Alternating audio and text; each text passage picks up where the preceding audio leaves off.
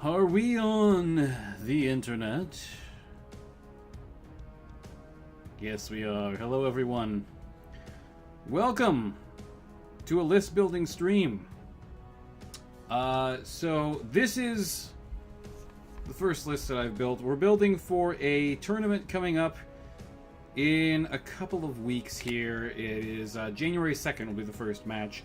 January 31st is the last day to submit your list. If you'd like to join the tournament, feel free to just copy my list if you want. That's totally fine. This is what I made originally. We're definitely taking the Koshe. I'll just show you quickly. This unit's incredibly good. LB10X, medium lasers, medium pulse lasers, 5/8 movement, great armor. I mean, there's nothing not to love here. Super solid fusion engine, very hard to kill.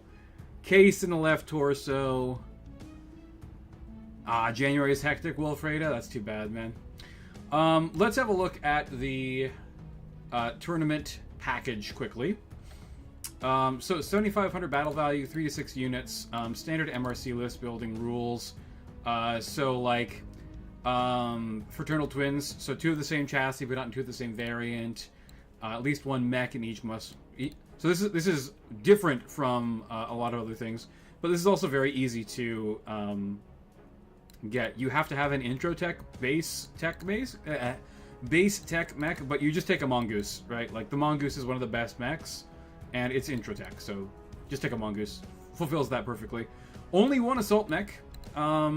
Interesting. Not really a problem either, though. I'll show you why soon. I will say, this does make me not want to play a Charger. Normally, I love the Charger as a cheap unit, and in 7,500 battle value, the Charger is going to be really, really good. But this is... I want a solid support mech as well. I'm only going to be able to afford like 1 good long-range unit probably, and it should probably be an assault mech, but we'll mess around. We'll see what we can find. Max 28 pulse damage. Now, there's no clan pulse lasers, so this is just inner sphere pulse lasers. So, that is... oh, man. 612... so 24... you can have up to 4 medium pulse lasers, or like 2 large pulse lasers and 1 medium pulse laser. So there's actually not that many good mechs with pulse lasers available. So that's actually not like that big of a deal. It does mean that you kind of have to be careful about what you take, though. So like you can't take a Locust 1B alongside like a couple of other pulse laser mechs. Max 12 jump movement point is actually a significant limitation. So you can't just take like 3 585 cavalry mechs. Yeah, Stalker is actually one of the ones that I was looking at, Wilfreda. So if we look at the Stalker, I think it's this one, the 3FB. This is an incredibly good unit. You've got 2 ER large lasers, 2 LRM-15s, and that's exactly 34 heat. Right? So it can stand still and fire all of its long-range weapons without overheating at all. It only has 3 tons of ammo, but at some point you're going to want to get this thing into the brawl and use all its hefty armor, and it has enough medium lasers that it can fight up close and personal pretty well. You can lay on the 2 ER large lasers alongside 3 medium lasers without picking up any heat, or lay in with the extra medium laser to, you know, pick up a little bit of heat. This unit is so strong. It is really expensive, though.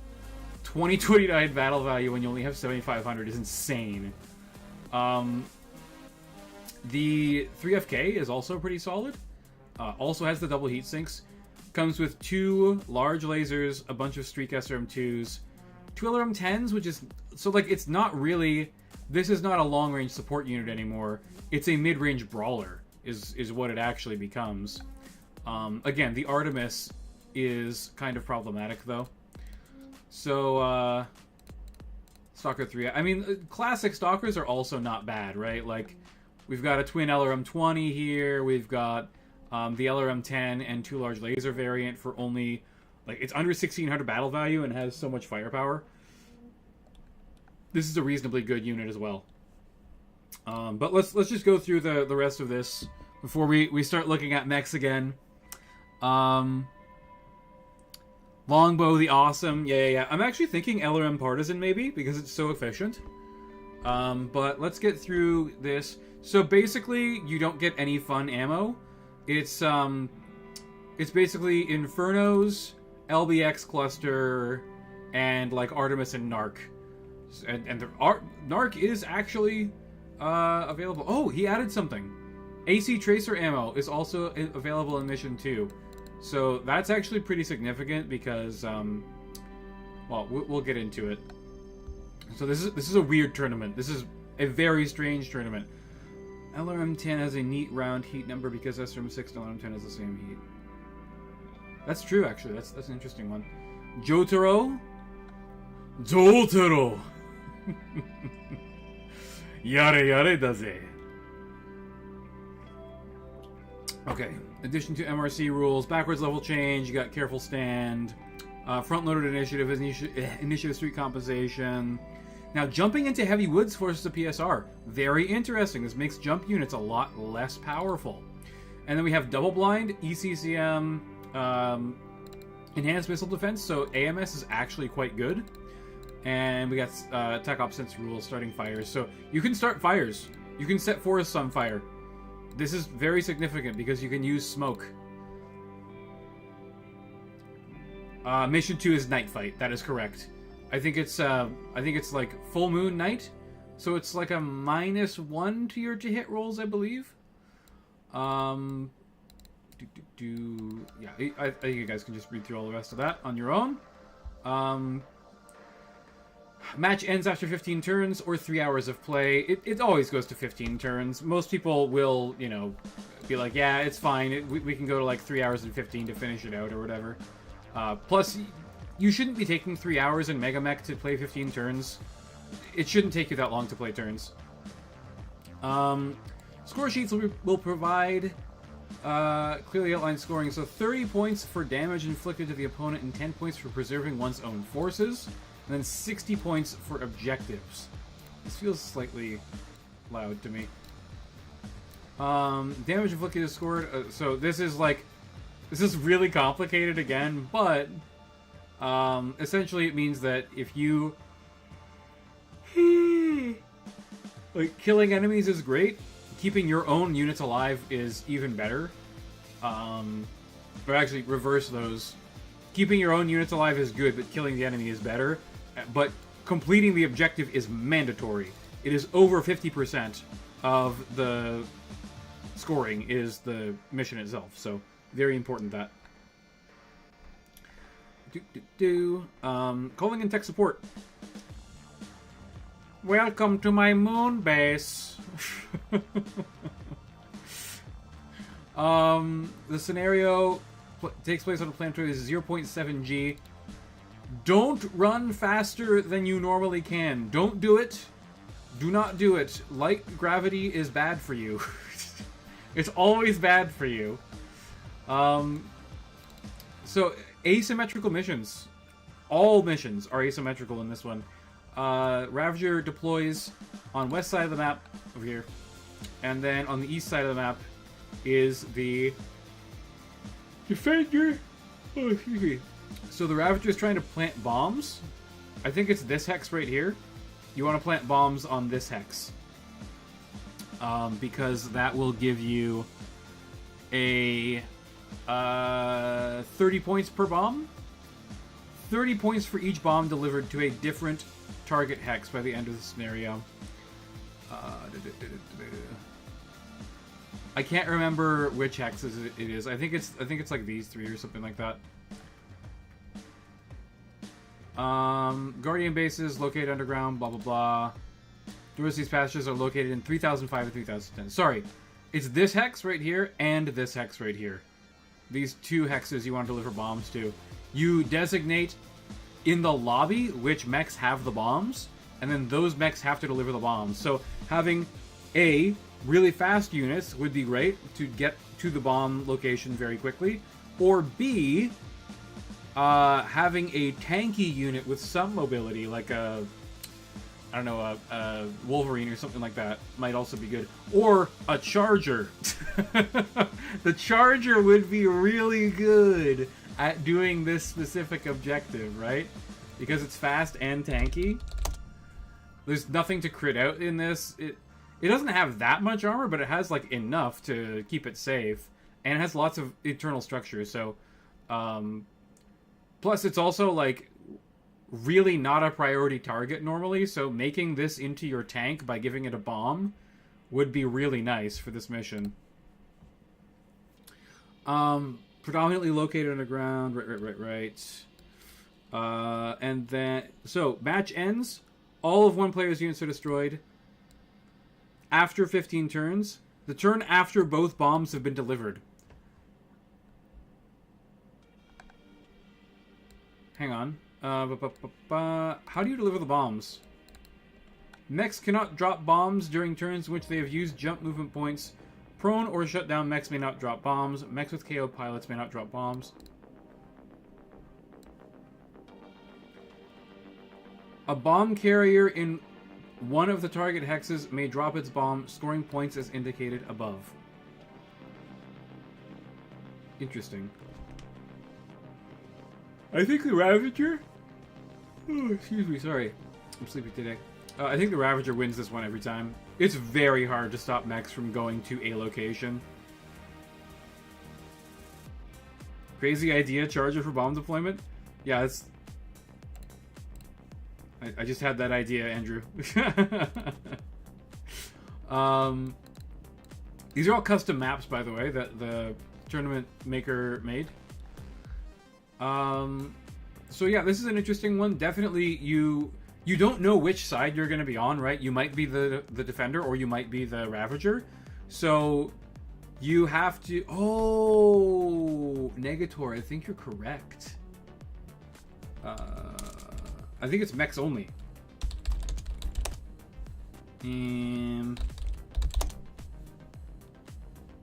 Why would you have vehicles can be abandoned if there's... Not allowed any unit that is not a battle mech. Okay, yeah. You're correct. No command consoles, by the way. No command consoles allowed. VTOLs could deliver bombs. Yeah, no vehicles. No vehicles allowed. Only mechs. Second scenario. They come out at night. So this is the night mission. Mission takes place in full moon night conditions with light gale wind and shifting wind direction, meaning that these fires can spread amongst these forests also. The fires are going to light up the night and make it easier for you to see. And the fires are all pretty close to salvage. I'll point them out. All the like scrap piles are the objective. Are the objectives on this map. Wait a second. I think it's actually... Sorry, I think it's these. This one, this one, this one, and this one. I'm not 100% on which ones are which. But, west side of the map, Guardian on the east side. Sorry, this is the only one that's not asymmetrical, I believe. Each player scores 12 objective points for each salvage token delivered to their side of the board at the end of the scenario. The scenario ends due to complete destruction of one player's force. The opposing player receives 12 objective points for each token carried by one of their units at the end of the scenario.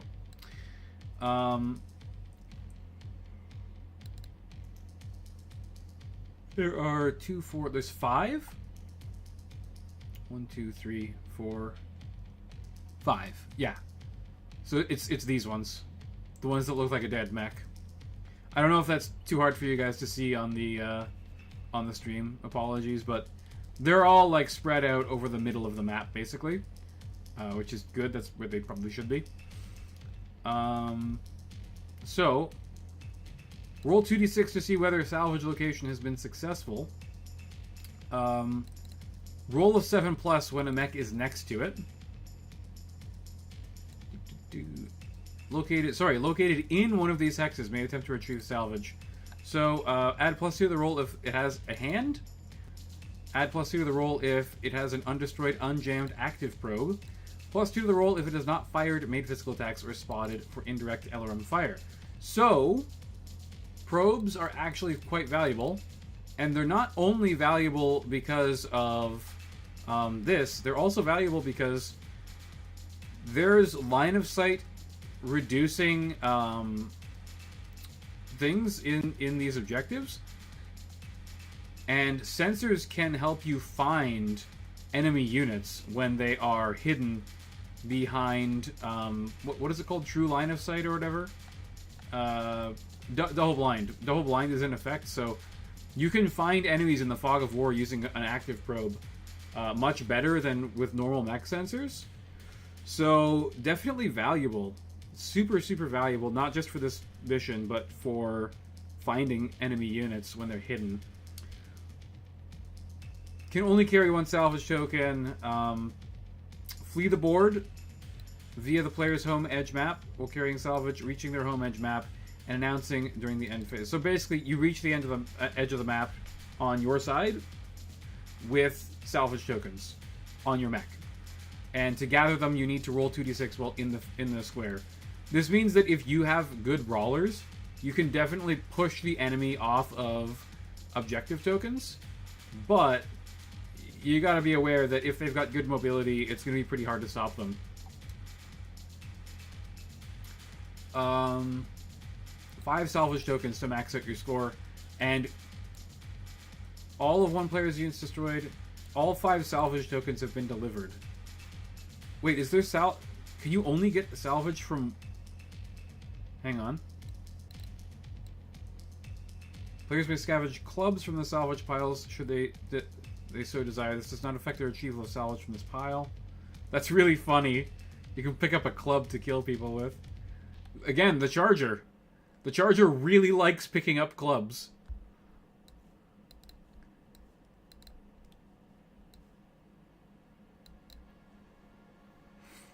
$2d6, whether the salvage is successful.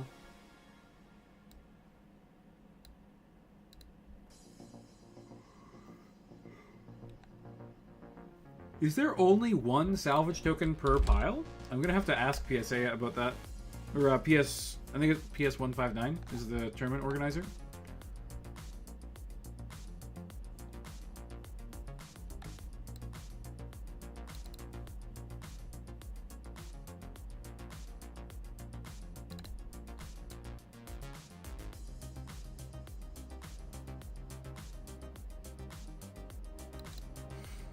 Negator, that's a good point. Yeah, the Black Knight has an active probe. It's one of the very few mechs that does.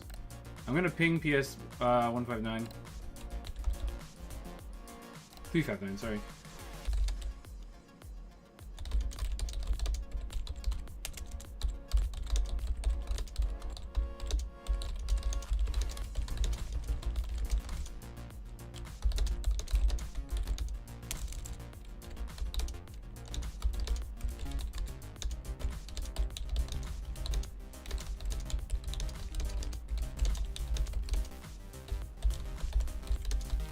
I think if it's only one per pile, that's actually very good. Yeah, hands are good too, but like having the probe also allows you to spot enemies in the desert mission as well, which is good.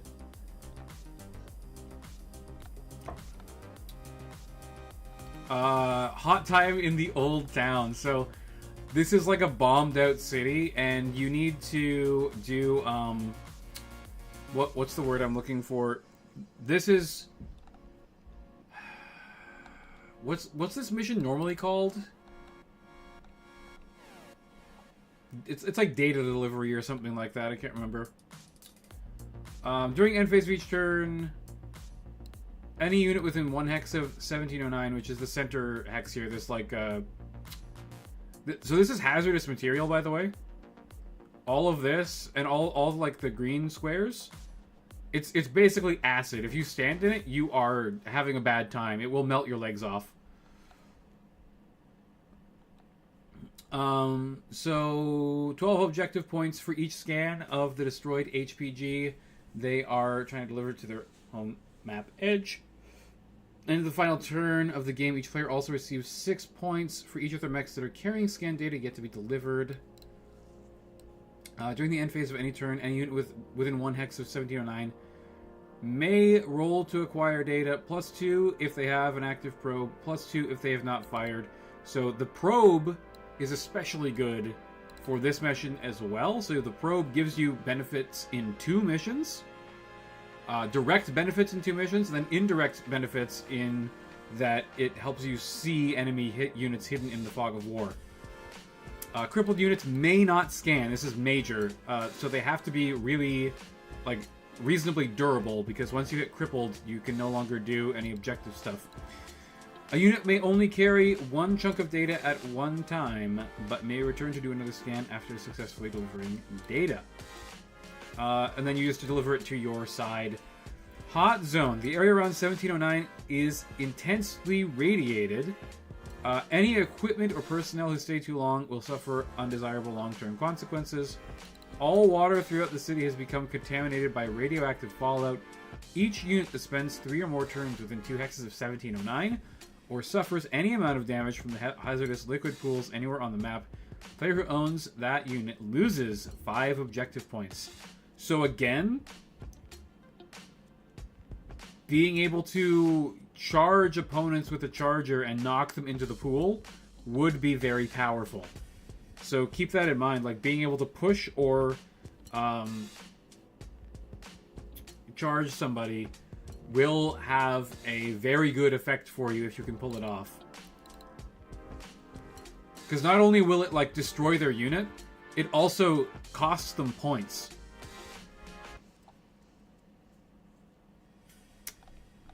Anyways, that's that one. And then scenario 4.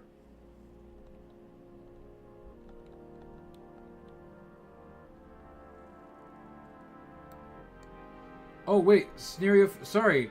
The desert mission is scenario 5. This is only for the finals. It's like each person on each side who is like the top scorer will have to fight in mission 4. And it's a moderate gale sandstorm. I think that this one should have been mission 4, because I don't like this mission as much. Shifting wind. So this is just base defense. Guardian player scores 5 objective points for each building hex that is rubbled at the end of scenario. Ravager player receives 5 objective points for each building hex that remains standing at the end of the scenario.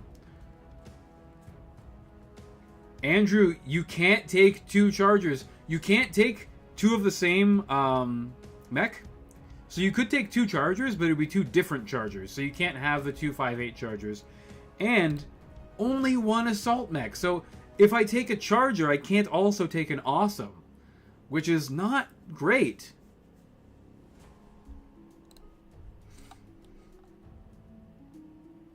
Guardian player wishes to destroy the Ravager player's raiding base. So this is flipped, right? So Guardians have to defend mission 1, and then Ravagers have to defend mission 4. So I don't even know what's good for a defending army. It's not speed, it's probably just pure raw damage output, right? So slow movers with heavy weapons are really what you want to defend and to attack in this mission, because like all you really need to do is shoot the buildings, and buildings don't move, so you pretty much auto hit almost everything. There's a lot of water on this map as well, by the way, so like I don't know, mechs with heat sinks in the legs might be able to get some benefit from that. Anyways, so basically you probably want mobility on like 3 out of 4 missions. Mobility is like a major component. So this was my initial list. Os Scout, 2 long-range support mechs, and then the Warhammer can defend the Awesome at close range because it has pretty good close-range damage output. We have the Royal Warhammer is insanely good. It has 20 armor on all locations, so it doesn't have the thin leg problem that most Warhammers do.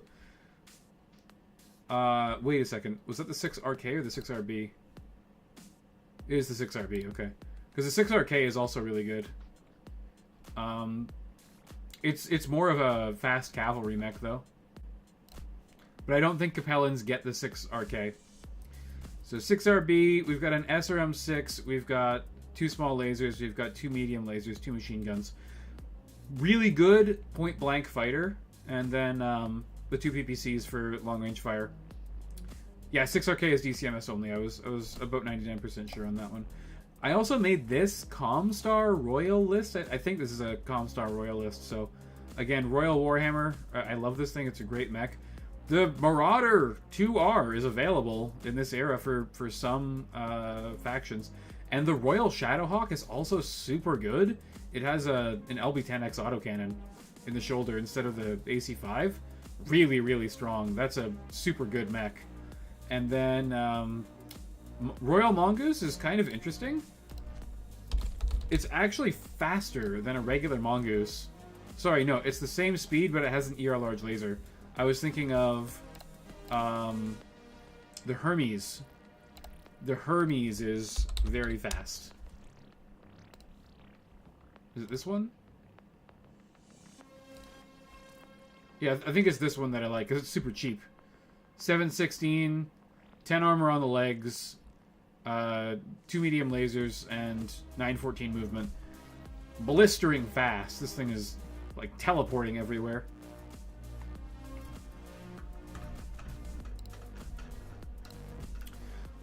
Just a second, I need to pour myself some more water here.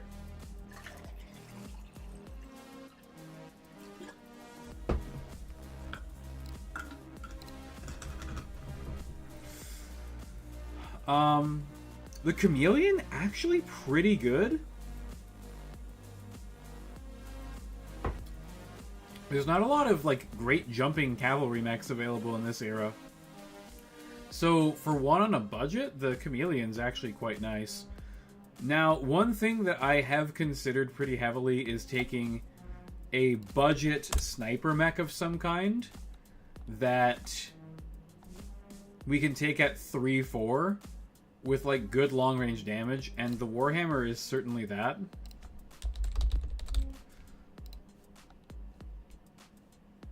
Like, the 6RB is pretty cheap. Taking this at 3-4 is going to be, like, what, 1,800 battle value or something like that? Oh, excuse me. One-step rule is in effect, by the way. You can't have 3-5, for example. Just under 1,900? That's pretty good. The main reason for this is that there's, like, penalties for shooting in a lot of these missions. Nothing from PS yet.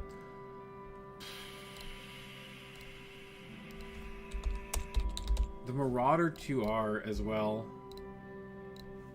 Slow, but 2 ERPPCs and an AC-5. Actually has more armor than the Marauder by a significant margin. Or sorry, than the Warhammer. It's mostly on the arms and the torso, though, which is interesting. I'd like a little bit more on the legs on this one.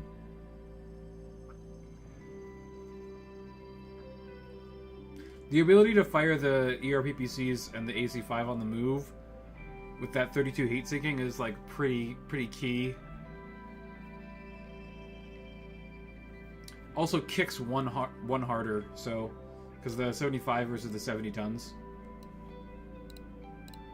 I don't even know if the 2R is available for the Capellans, though.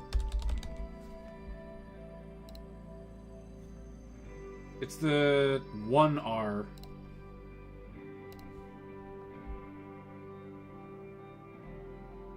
That's actually not bad. Yeah, it can't fire the PPCs, but, like, it's Intratech, right? Wait, it's not Intratech, it has case. Oh, that's funny. It has case and ferrofibrous armor? But they didn't put double heat sinks in it. Wow. Incredible design, guys. Great job. Okay. I've very thoroughly looked over units with pulse lasers. This is the best pulse laser unit by a long shot. That's why we're playing Capellans. This mech is the reason we're playing Capellans. LB-10X AC, 2 medium lasers, 2 medium pulse lasers, over 200 armor, just super, super tough. Like, this Koshei is a real menace. Standard engine at 5.8. Super, super solid. It also runs very cool. 8, 10, 6, only 16 heat. It can take an engine hit and still alpha strike every turn without really feeling the effects too badly. So we get rid of these here. I like the Warhammer a lot. We've got the Charger, right? Yeah, we've got the Charger available. Okay. Charger as a second cheap kick bot at 4.4. Just over 1,000. We obviously want a Mongoose. Hello? There we go. We need at least 4.4 on the Koshei. It probably doesn't need 3.4. I always go for at least 4 piloting on pretty much everything. Because I don't like missing kicks, and I also don't like falling down. It just really helps with consistency. A very significant amount. What hunchbacks do we have? We've got the G, the H, and the J. I think the J is good.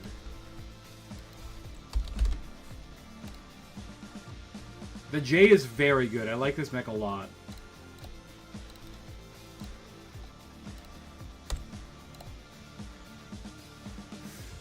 We have under 700 battle value remaining. Demolutius, we can't play tanks. No tanks allowed. No vehicles of any kind allowed. Only mechs. It's mechs only.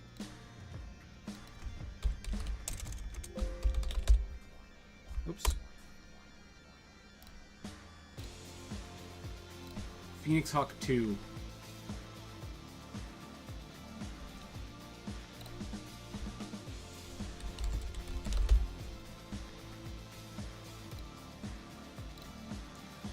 No lambs allowed either, by the way. I asked already. I would have run a lamb if I was allowed. Just because it's hilarious. I like the Hunchback a lot because it's good long-range support, but it's also a really nasty knife fighter. Like, 5 medium lasers is disgusting. Hunchback 4J lacks a warrior spirit. It has plenty of warrior spirit. What are you talking about? This thing wants to get up close and personal. But it's also very comfortable fighting at long range as well. We might have a problem with it, though. What's in the left torso?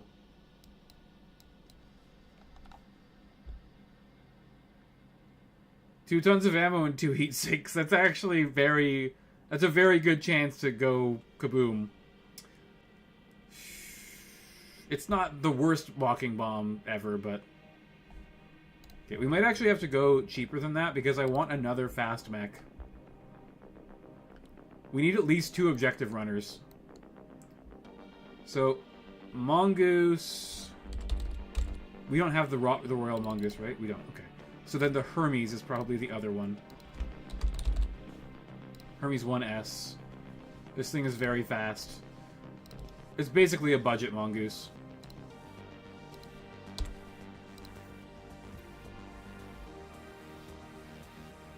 That's actually pretty much perfect.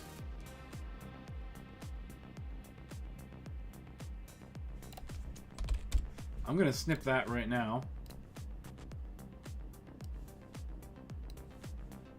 And call that Capellan 2.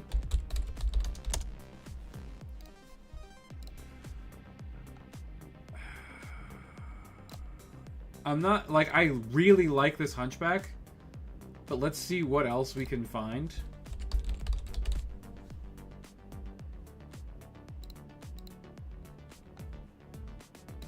The Phoenix Hawk 2, we actually don't have any jumping units at all.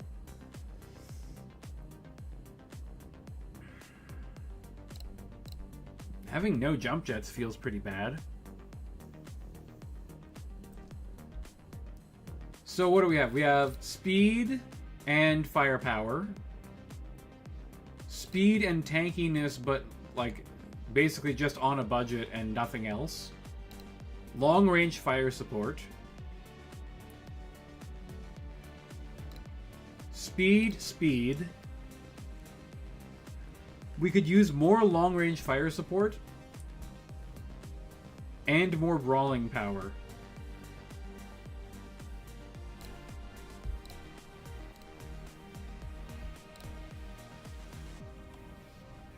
I'm open to suggestions.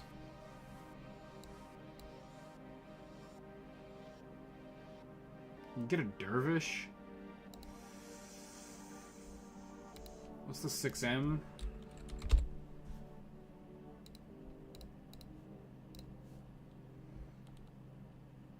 Yeah, I'm gonna say no to that.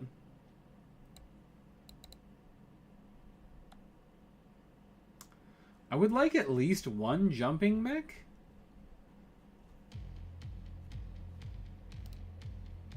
Let me look at the maps again. Yeah, there is a good amount of up and down. But I think that good ground movement is actually just going to be more useful overall. I guess there's buildings in the way, and there's also some pavement here. Andrew, like, I don't know, man. There's like 3 units total available that have probes.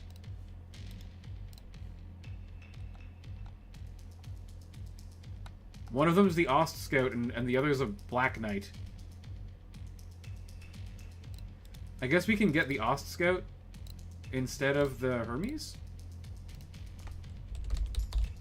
Do we even have the Ost Scout? We do. We have the Royal Ost Scout available.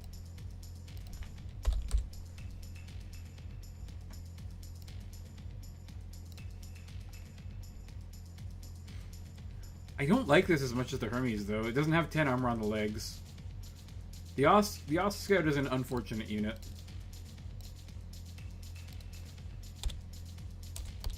It is very good at kicking, though, for very cheap. That affords us 60 battle value, so we could take something a little bit bigger than the Hunchy.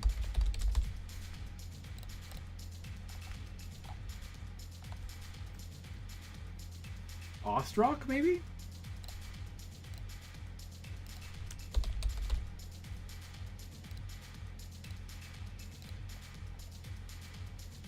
This is an okay unit. Do we have the Ost Soul? Oh, the Ost Soul is better. It doesn't have the missiles. Has heat sinks instead. And pushing. We have a Charger. It doesn't get better for pushing than the Charger. Honestly, it might be the Hunchback. And then we can play around with piloting skills and stuff. Hang on, where's that Hunchy again?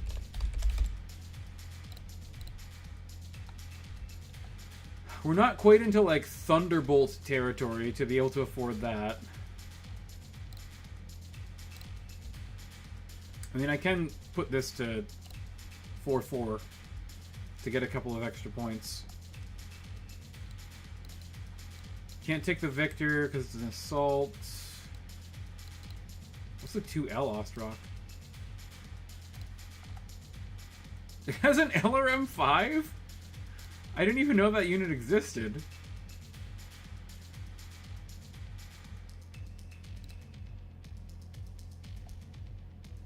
That's weird.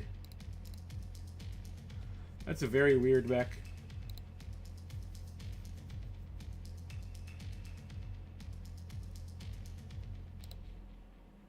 Ostrock 3C? Oh, triple large laser. That's funny. Crusader 3L. Hang on. Let's have a look. LRM 10s. I like the... Oh, it's got jump jets. That's pretty interesting.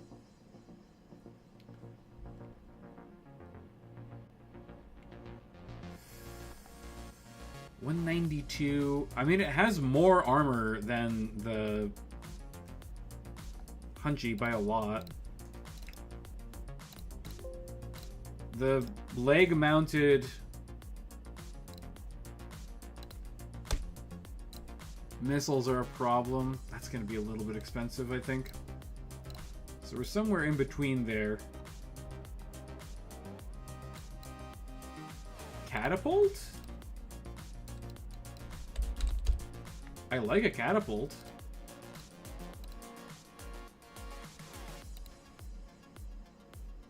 And it's the A1 variant. Just 2 LRM-15s. Where's the lasers, bro? Where's my lasers at? That's not a catapult. This is a catapult. It trades the lasers for armor. That's interesting.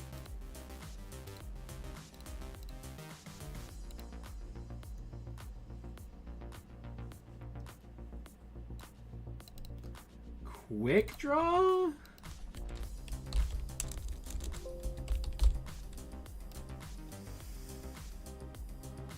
It's one of the better quick draws, but it's not really doing it for me.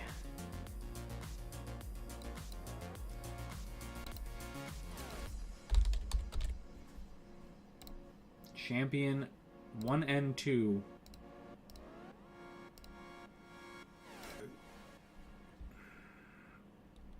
That's really squishy. That is much too squishy.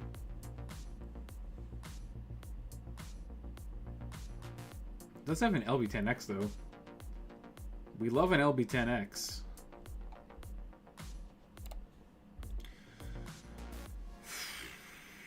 Maybe the crab, honestly. The crab is pretty good.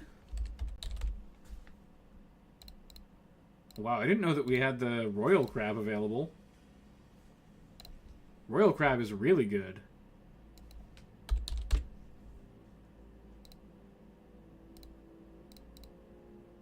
I really like the royal crab. It's kind of expensive.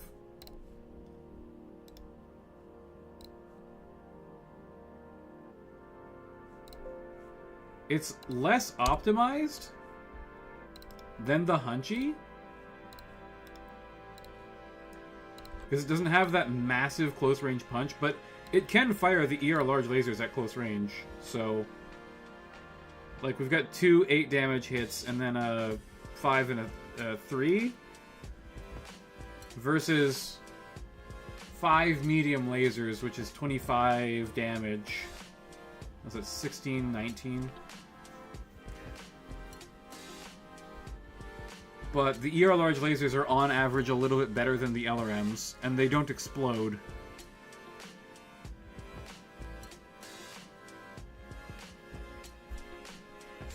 And the armor is not quite as good, unfortunately. Like, the Hunchy's got that 20 armor on the front, which is really, really, really tanky. Galahad? That is a mech that is not usually available. Which variant? 1D.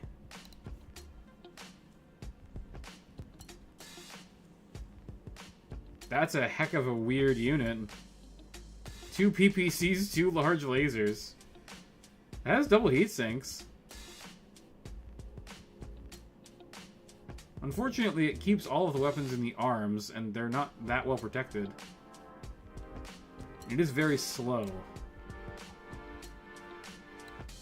The classic Warhammer.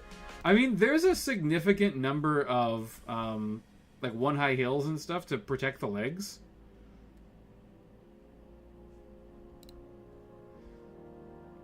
Yeah, this is better than the Bad Rifleman, which is hilarious. It's better armored somehow, despite being, like, what, 10 tons lighter? Oh, because it has endo steel and double heat sinks. That's why.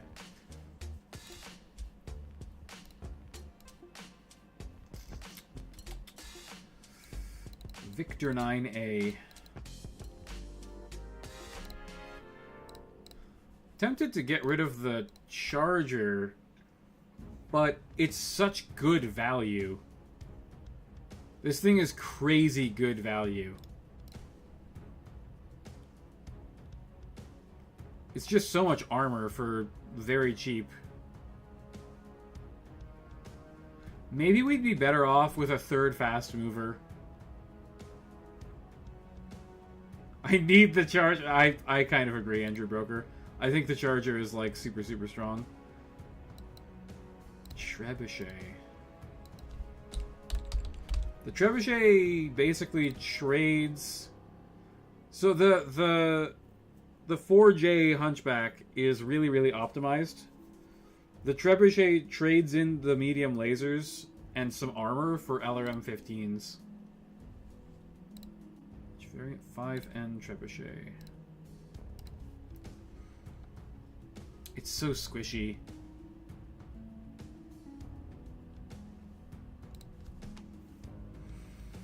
The Hoplite?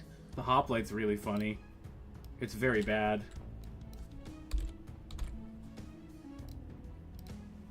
Which variant is this? 4B. That's actually not bad.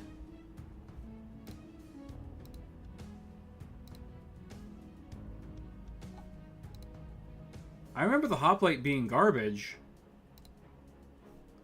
This is pretty nice. This is a good support mech. Look at this thick-ass armor. 16 heat sinks, so it can fire these all day without stopping. That's a good long-range support unit. It lacks the close-range punch of the Hunchy, though.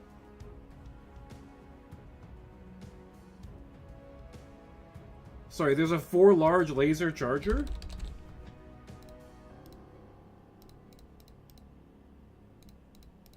I don't think any of those exist yet.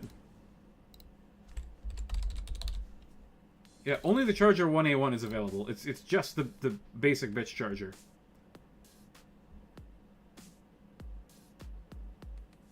Only did good variants of bad mechs as a jokes.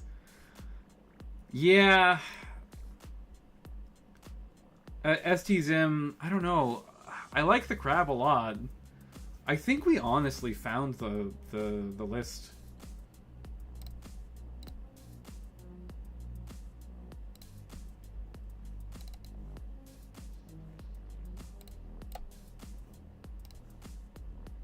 Hunchy 4J, 2 fast movers, Royal Warhammer. Like, this is super solid.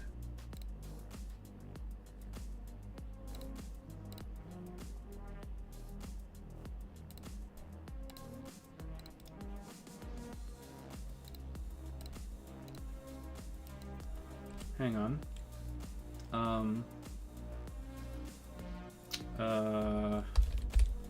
Hunchback. This unit is so incredibly optimized. It's unbelievable.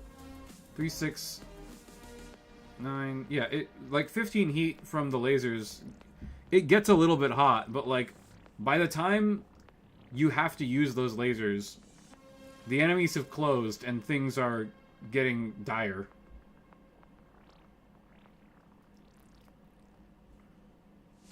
This thing's going to be hanging out in the back with the Warhammer and just laying down support fire. And then when enemies close... Can we do a 3-4? No, we can't. We can do a 3-4 if we dump the Charger for another light unit.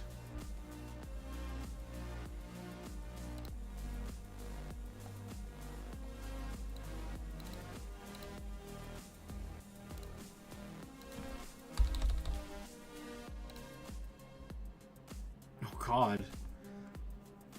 That thing's awful. I'm gonna look through all of the cheapish mechs here. What about a Royal Stinger?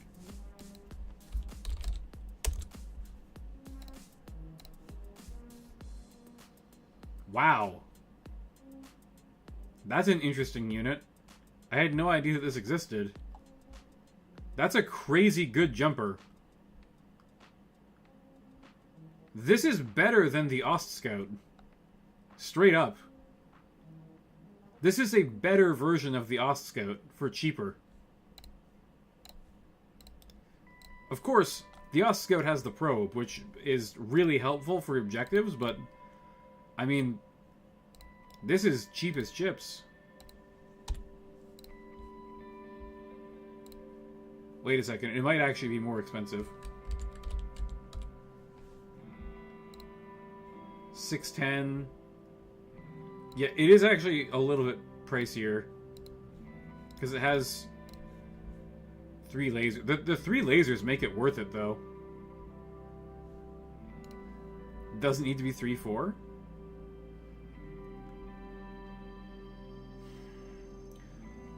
I would normally agree with you, but there's 3 things that make me think that I should be investing in gunnery. 1, 2 of the missions have penalties to your firing to hit rates, which is not great.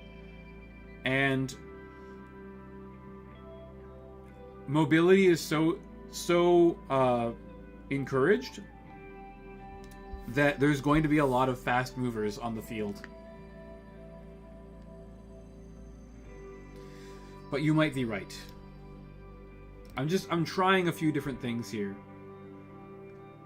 This will end up being a little bit too expensive. So we'll keep the 3-4 on the Warhammer because I think it's worth it. Falcon.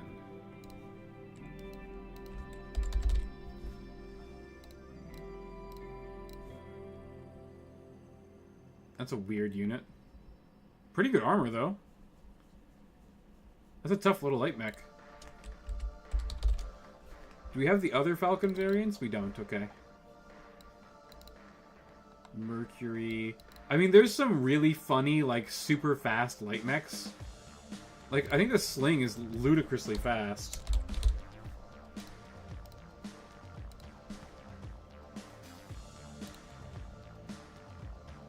Sling 1G. That's 3 LRM-5s? Why? That's such a weird mech. Very expensive, but it definitely hurts.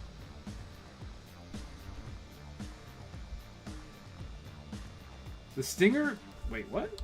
The Royal Stinger has a small cockpit? Oh, no, it is a standard cockpit.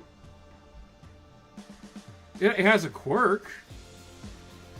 Yeah, the Sling is definitely the Howler at Home, Spartaner. 100%. It really is. It's the Howler at Home. It's so funny. Mercury 99? I think the Mercury is very fast. Yep. The Mercury is extremely fast.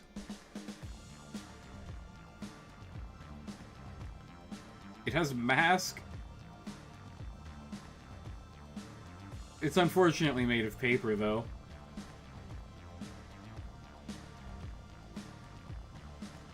No quirks. I just have quirks enabled because of recording purposes, and also this is the same Mega Mech that I was using when I was playing campaign with people. Mercury. What about Mercury 98? 812. Also very fast. We got the Clint. Oh man, the Clint is so garbage.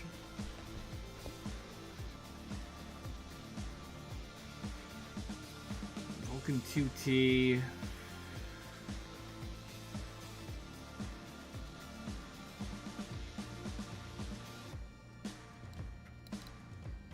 I'm very tempted by the Stinger. It's a very good jumper.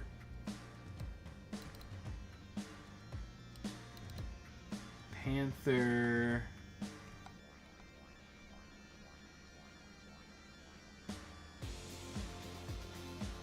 Yeah, Yeah, the Clint is pretty garbage in this era. I agree. The Fire Bee? I think the Fire Bee is... I think I'm thinking of the Fire... Yeah, the Fire Bee is like a... It's like a weird ultra-light cavalry mech. It does have a crap ton of SRMs, though. This is like a super budget, what's the... It's like a super budget Wolverine or something like that. It's got a large laser and a bunch of SRM2s.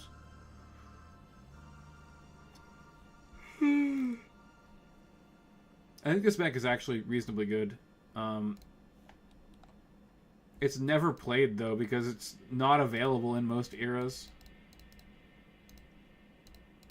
It's definitely better than the Firefly, because it actually has 5 jump jets. Vulcan 5T is a great budget mech. Yeah, unfortunately there's no tandem warheads, Spartaner. Or maybe, fortunately.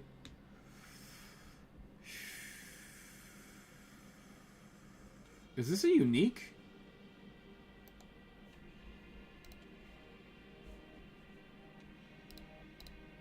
It's not. What the hell is the Avenging Angel?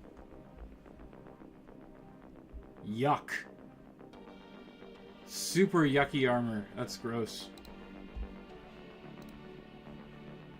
Pretty good firepower, though. The Chameleon is actually pretty good.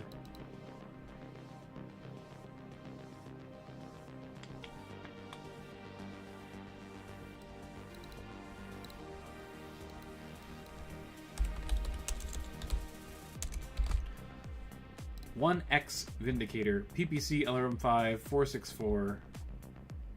2 machine guns, medium laser. Good armor. Like, I don't mind the normal Vindicator. I think it's a decent budget mech. It's basically a Panther that costs about 200 more battle value, but you get a medium laser in the mix and a bunch of extra armor.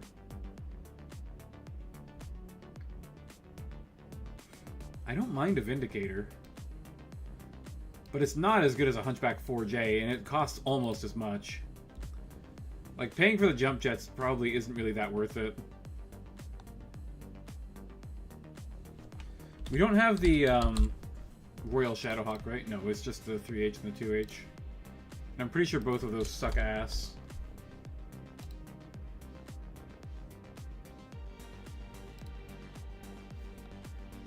Two H is the OG, and then sometimes machine guns. Royal Guard Griffin is only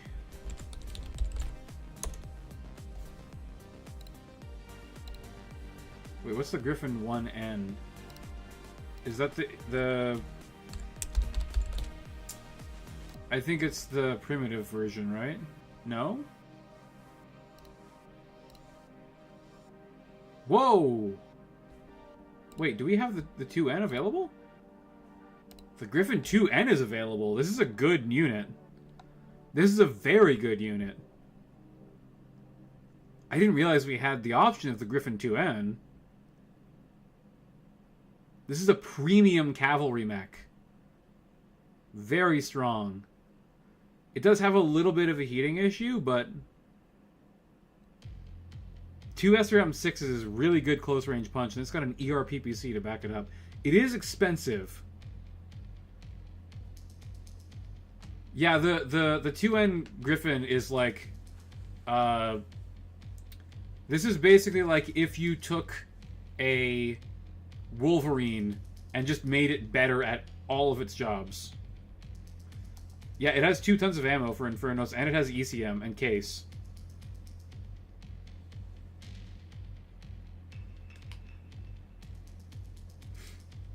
Yeah, Negator, that's why I'm actually considering it, because the 2N is really nice. I actually like the 2N2 better, because it has a regular PPC and it has no heating issues, and I mean, you just don't get into minimum range of the PPC. Like, it's not that hard.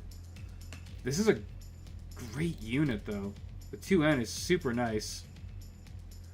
Just couldn't? Yeah. It's so expensive, man. 1600 BV, and it's because of the 7500 BV limit. If we had like a little more battle value, I might consider it.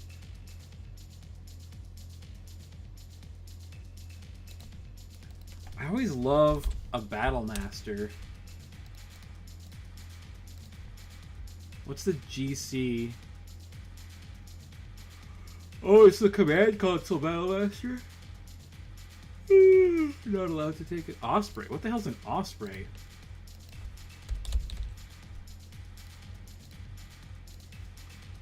I think I've looked... Whoa!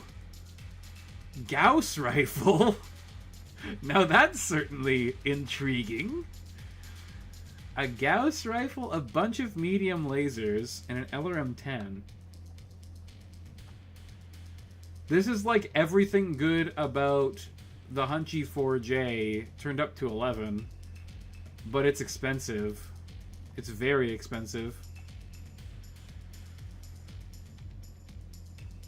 Like the lack of 2 medium lasers is definitely made up for by having a Gauss rifle that you could just blast somebody at close range with. This is a pretty good mech.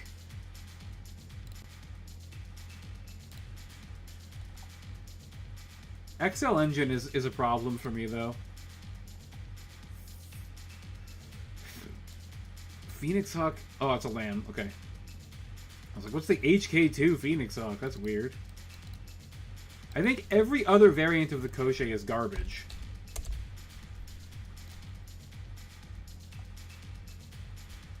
Well...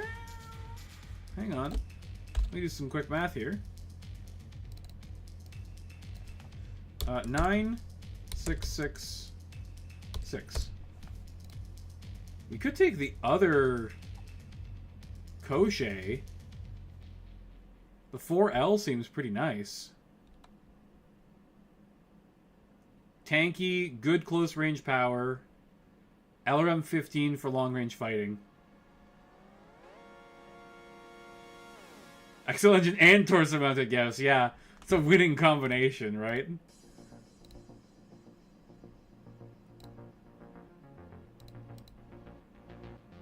Honestly, even these two are not bad. The Koshei is really good, man.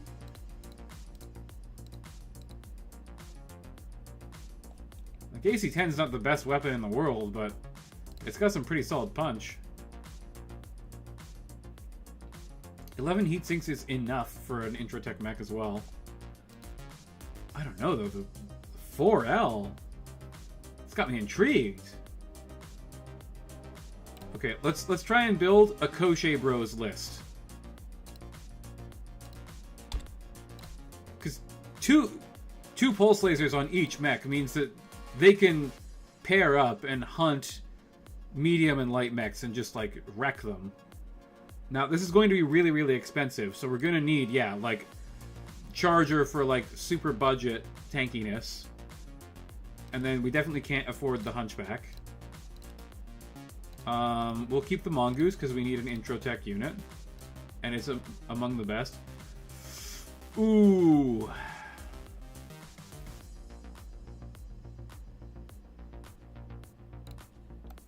There's nothing that costs like 400 battle value.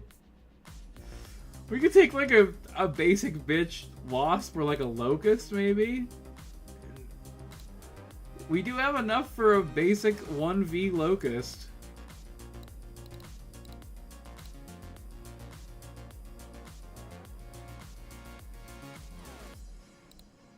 I have 400 battle value. Actually, just under 400 battle value. Yeah, like it's one of the bug mechs. I can't even afford a Locust.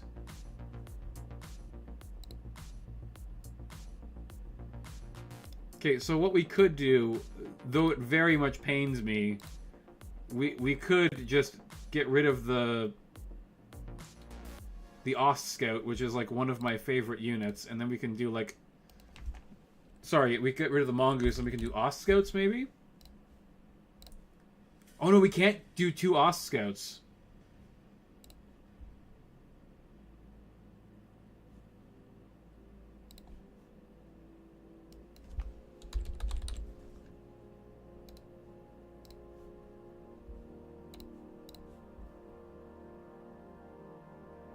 Damn, that's pretty good. That is pretty good. Oh!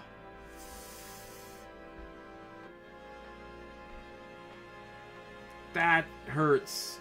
We're just over.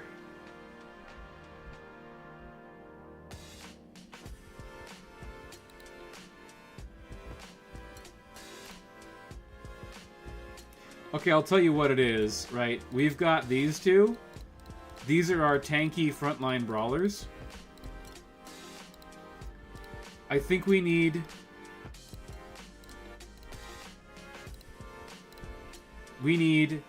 one cheap long-range support unit. It might be some kind of Vindicator.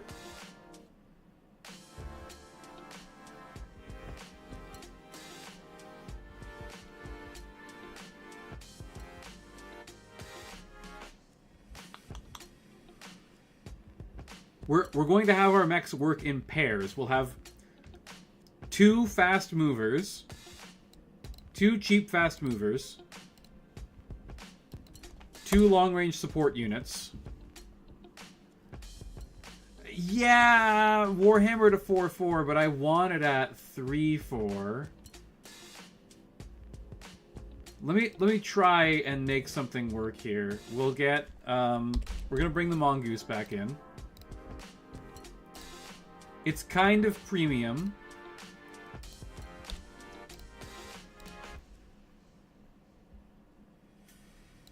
We can get a 9R Panther for like really cheap.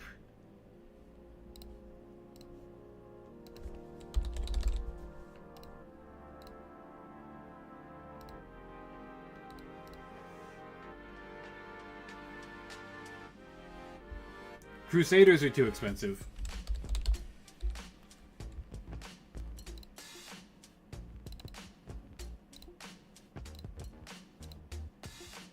The cheapest one is 1,300 battle value.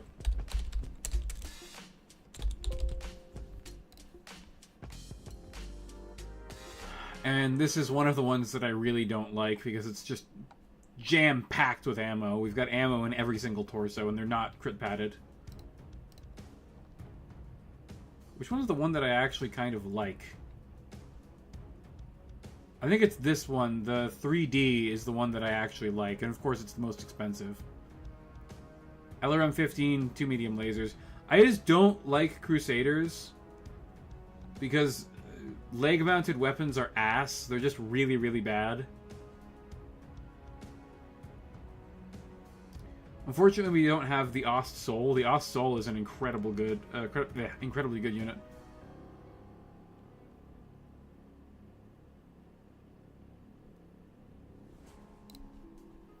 If we go back to the Hunchback,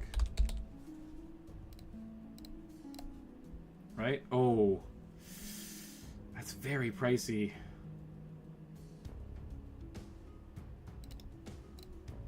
We don't invest in gunnery.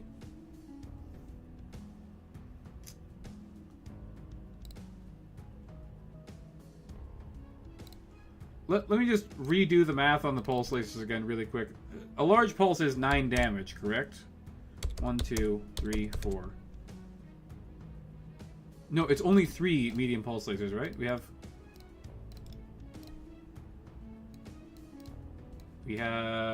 Ooh, what am I doing here? Medium pulse, medium pulse, medium pulse, large pulse. 9 plus 6 plus 6 plus 6. 27. We're exactly 1 point under. Yeah, Crusaders explode. That's why they suck. It's not even just the leg-mounted SRMs that make them bad. It's that they have unpadded torsos. Here, I'll show you.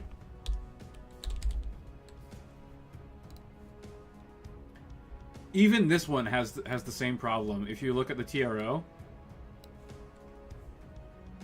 torso, left torso. Oh, this one actually has grip padding. This one has 2 heat sinks in the left torso and the right torso. That's better than normal. The 3D is the best version of the Intratec Crusader, I think. For sure. Okay, what do we have left now? We have... hang on. Let me get the calculator out. 6853. I can't do that many numbers in my head. 647 battle value. We get a Vulcan. A 4-5 Vulcan. I think it's probably an Oss Scout, right?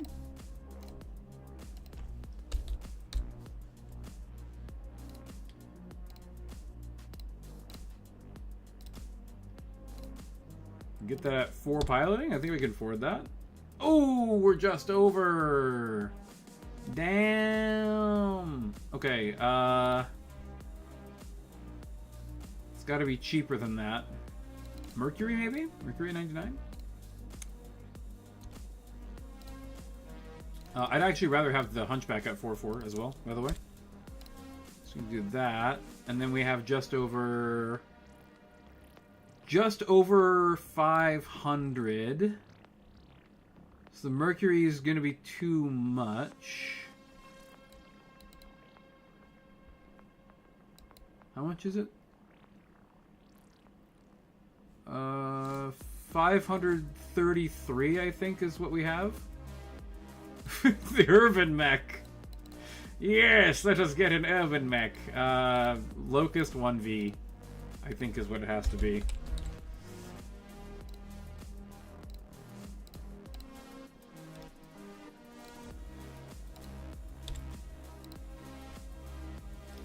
That's interesting. It's almost like not even worth investing in the Locust piloting because it's gonna die the second anything hits it anyways. So like I don't have to worry about it falling down very much. The laser Locust is too expensive, I think. Actually, maybe it's not.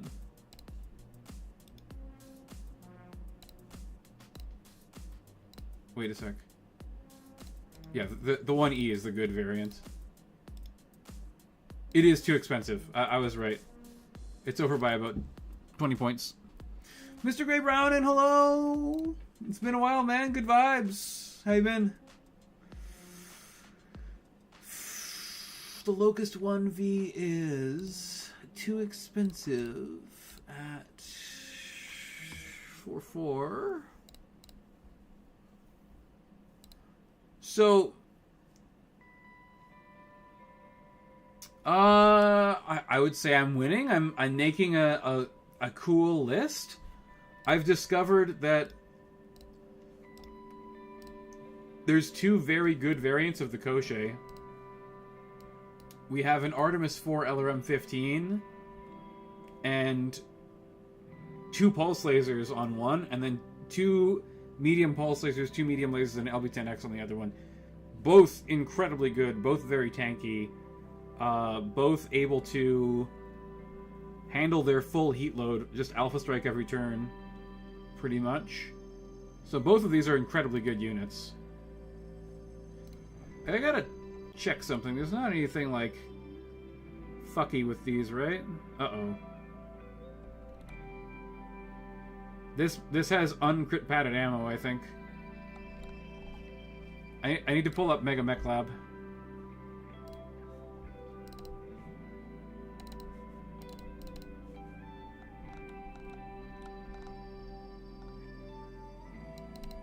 I need to look at the crit slots.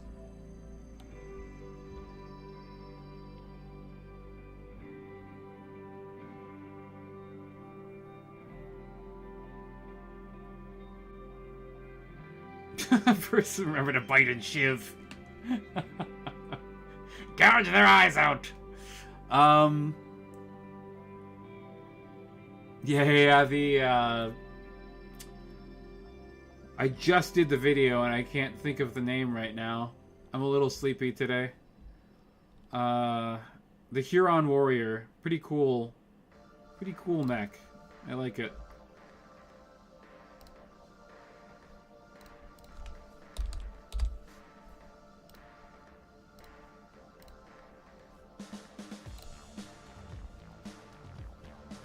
I just want to check the criticals here. We have... yeah, the lasers are crit padding the ammo on this side. What about the 4L?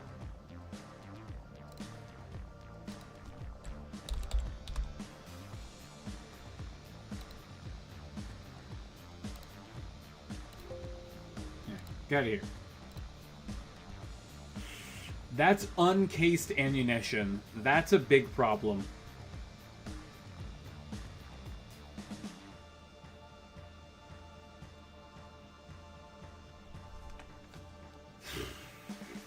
Like, no mech is perfect, but having 2 tons of uncrit padded ammunition is pretty bad.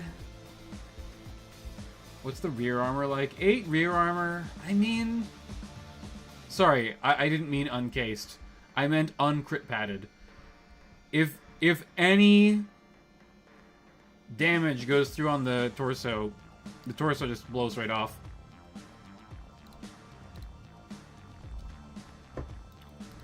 Which is problematic.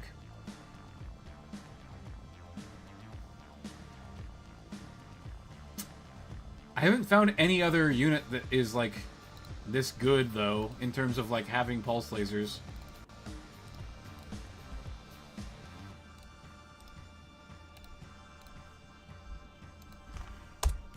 We can do a search.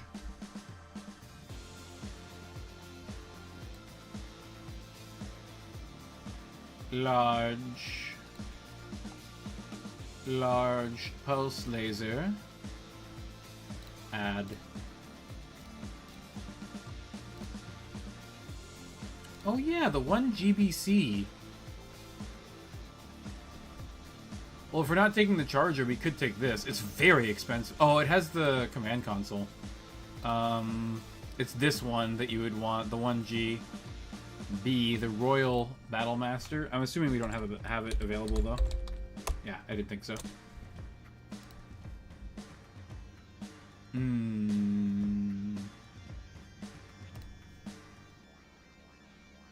I would think probably not the Royal Black Knight either. Royal Black Knight's really good, by the way. This mech is super strong. 2 large pulse lasers, bunch of medium lasers, ERPPC for long range, and it carries an active probe, which is lovely.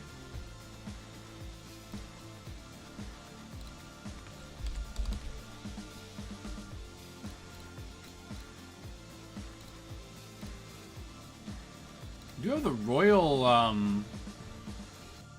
Royal Thunderbolt, which I think has 2 small pulse lasers, which is like pretty solid. I'm assuming we don't have the Wyvern. It's not very good anyways. I don't even care. Crochet. Isn't this a clan? This is a clan mech, right? Yeah, that's a fucking clan mech. Rampage? Well, now I'm just curious as to who even has the Rampage. Rampage, MUL. Google. Guide me. It's probably extinct. It's probably a Star League only mech. Yup. Oh, it's a fucking Canopus mech? That's crazy. That's pretty cool. The 27 SL Crab is like one of the other really good pulse laser units available in this era. 2 large pulse lasers and a medium pulse. It uses up your entire pulse laser budget, but I mean, it's good. It's really good. 1309 battle value, 585 movement, solid armor. It does have an XL engine, which makes it a little bit vulnerable, but this unit is extremely powerful. I can't remember who has it, though.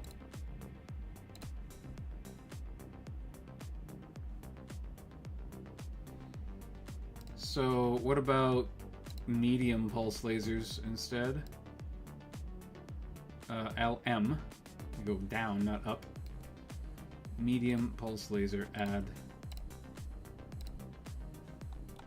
I don't think we have the 1KK Phoenix Hawk. Otherwise, I definitely would have considered that already.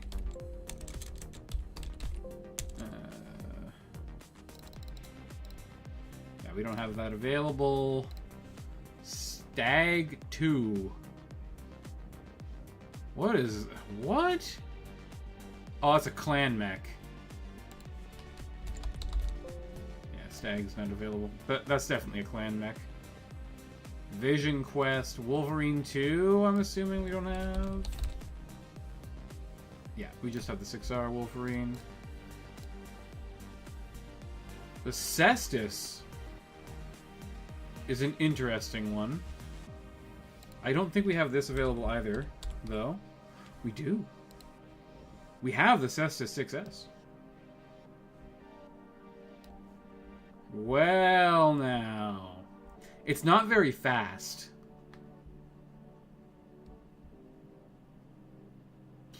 Oh, that's right. There's a reason why I didn't want to use this mech.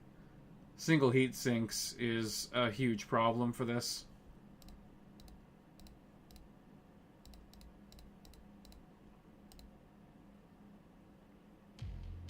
This mech is straight up illegal. This mech is not available pretty much. Those are lambs. We can't use those.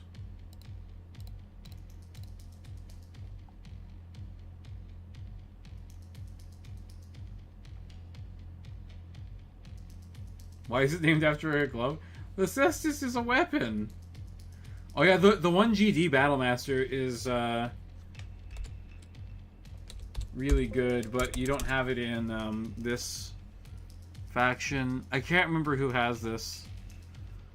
But 4 medium pulse lasers is pretty darn strong. The Viper? Do we have the Viper? No. I can't remember who has the Viper either. But the Viper is also actually pretty decent. It has blazers, which is really funny.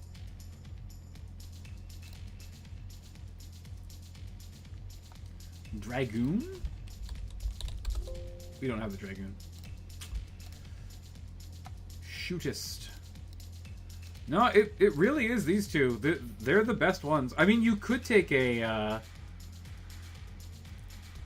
you could take the pulse laser Locust, I guess?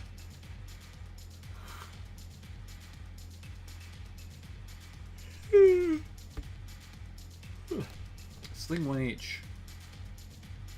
That's interesting. Do we have the 1H sling? Sling. Just the 1G. This unit looks super solid. 12 armor on the legs and the center torso. Medium pulse laser, 2 medium lasers, 711-6. What's the Marco? Dude, where's Polo? Whoa, what the fuck is that, man? That's funny. Yeah, the KK Phoenix Hawk is super, super good. But I don't know who has it in this era.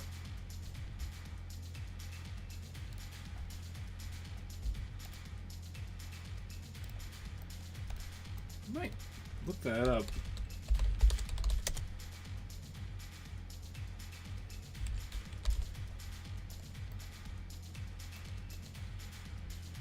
Come on. I don't know why it won't open. There we go. DCMS has this. They also have that really good Warhammer, don't they? Ah, we gotta remove this.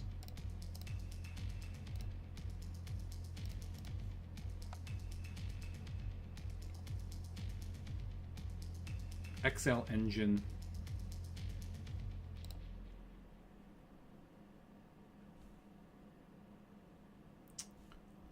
Arc Warden. I really like Capellans a lot. I'm actually maybe willing to switch for the 1KK Phoenix Hawk. Let me look at it in Mega Mech Lab. I was playing these for the Koshei because the Koshei is super, super good. VXOC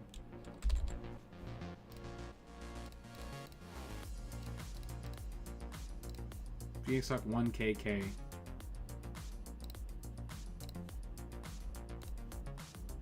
Just a double heat sink in the torso.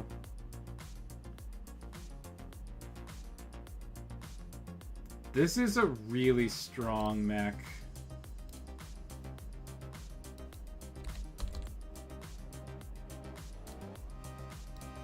That's weird, they're in different places.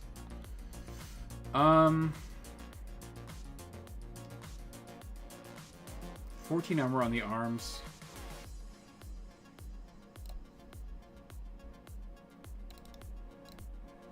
The thing is, the 4i has the pulse lasers, but it also has an LB-10X. And the ER large laser is a great weapon, don't get me wrong. But the LB-10X is so nice. It's flexible. It can crit seek and deal damage. This thing has a mountain of armor on top of a 5.8 movement speed. I mean, this is an absolute death machine of a mech. The 4L is worse, but still quite good.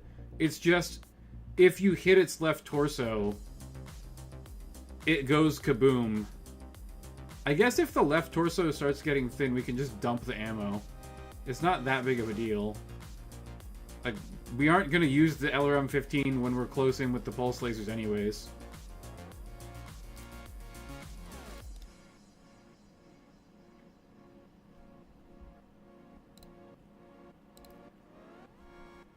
The main problem here is...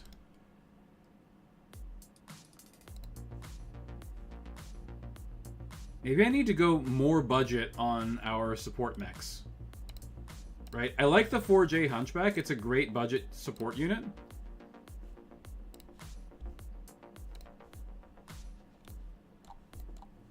Let's find something else that maybe has... maybe it's the Hoplite. Arc Warden, yes. We went over the missions at the beginning. All of them require a lot of mobility, basically. You pretty much need mobility on all of them. So I want to do 2 fast movers that can move as a pair in a group, and then the 2 Kosheis will be like the Pulse Laser Bros. They're both 5'8" with lots of armor. And then I want 2 long-range support mechs that can support each other. The Hunchback 4J is like a powerhouse up close and still also has 2 LRM-10s.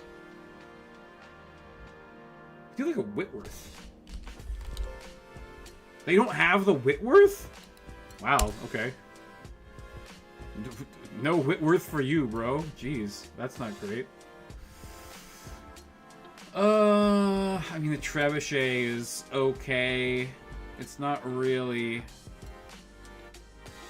it's not tanky enough. Hang on. So we were doing Royal Warhammer. So we just need something that's like a little bit cheaper than the Royal Warhammer. That still provides long-range support. Do a longbow.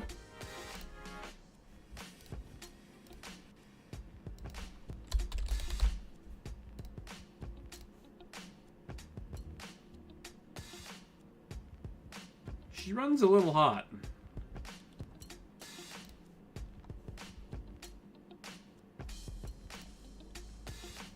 I love the token paltry small laser. This is... it's like, oh no, someone's gotten close. I'll use my deadly small laser on them.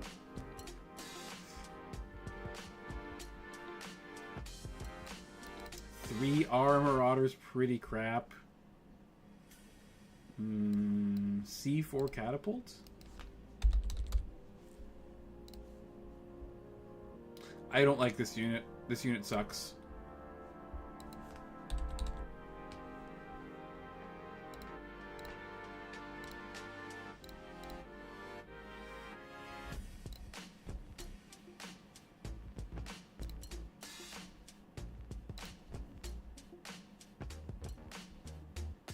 Do we have the Hunchback as our only long-range support unit?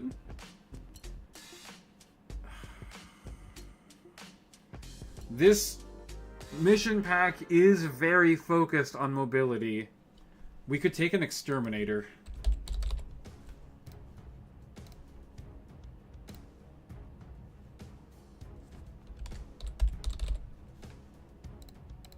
There's a 4D exterminator available. This is a good unit. It's fast, it has good armor, it has a little bit of long-range poke, and it has a barrage of medium lasers. It also has an AMS, and AMS is actually really good because we've got the AMS can fire multiple times per turn on. I actually kind of really like the idea of taking this exterminator.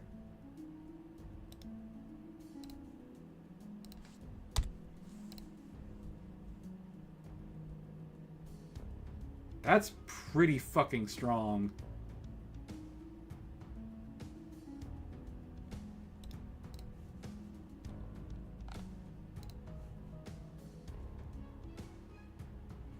Exterminator is a good idea, but let's try going in a slightly different direction. Wait, what? Lancelot's a really crap mech, right? Which Lancelot was that? That's 05. Very squishy. Double large laser is kind of cool, though.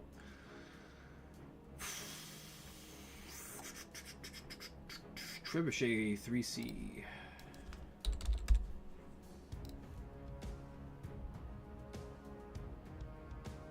That's an interesting unit.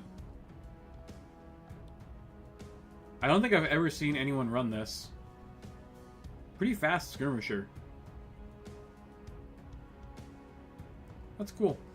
This is actually almost identical to the Huron Warrior that I just reviewed.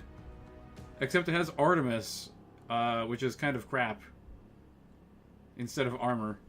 And it doesn't have stealth armor either, so I guess a little bit less quote-unquote identical than I thought. I mean, we could just do a Thunderbolt. Thunderbolt's pretty good. Could do a Royal Thunderbolt. Royal Thunderbolt's very strong. The pulse lasers will make me go over pulse limit, though, so I'd have to run a different unit than the Koche. But that's actually not that big of a problem. Yeah, I'm actually maybe considering the Royal Thunderbolt. Hang on a second. Royal Thunderbolt is more expensive than the Royal Warhammer, so that won't really work. But if we dump the 4L Koche for the Exterminator,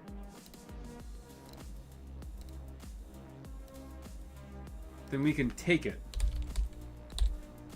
I think.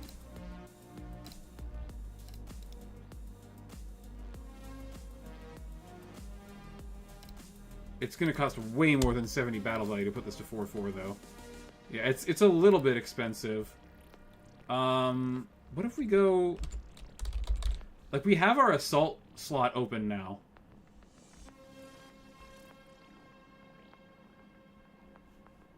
The 1GC Battlemaster, I believe, has a command console. Yeah, can't take that.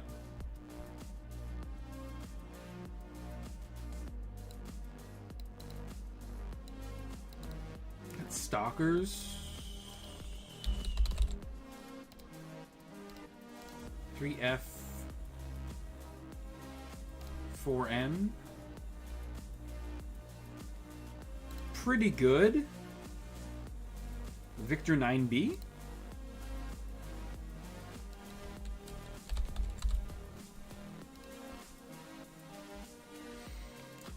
I'm not really a big fan of AC-20s, I'm going to be entirely honest. The AC-20 is just... It's a little lackluster. This has a command console, so we can't take it. Do we have the Archer 2S? No, it's just the regular archer available. Oh my god, we could take the Goliath.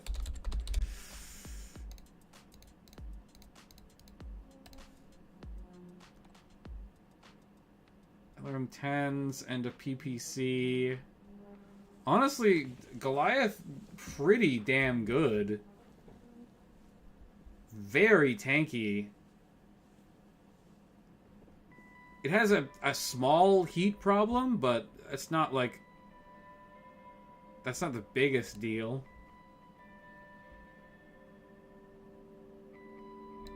And we're back to the Warhammer. It's wrapped back around. Okay, I think that the Warhammer might be the best long-range support mech available for its cost. What about the Bombardier?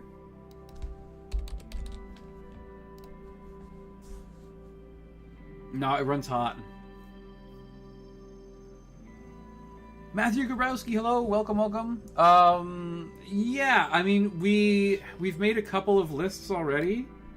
I mean, this was what I came in with at the beginning of the stream. This was something that I cooked up like last week, and I think that this is quite good, honestly. Like an awesome and a Warhammer, two big, heavy support mechs. That's 5 PPCs, and then we got a Koche for our like brawler.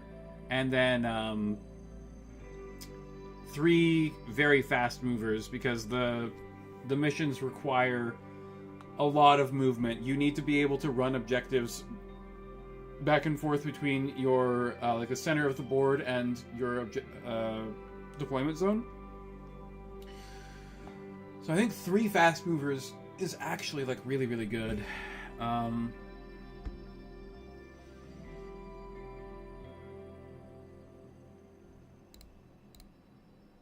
And then we came up with this one too, Charger 1A1. So Hunchback 4J and the Warhammer as our long-range support. Both can also fight up close, so if you try and close with them, it's not really going to be to your favor. And then we'd have the Koche and the Charger together, working as 2 brawlers. And then 2 fast movers. And I'm thinking that the 2-2 and 2 might be the winning combination.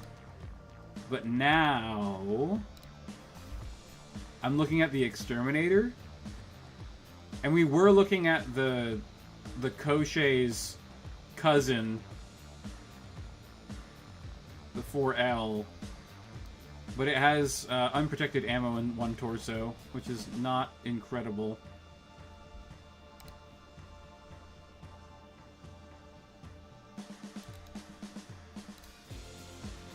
I have a crazy idea.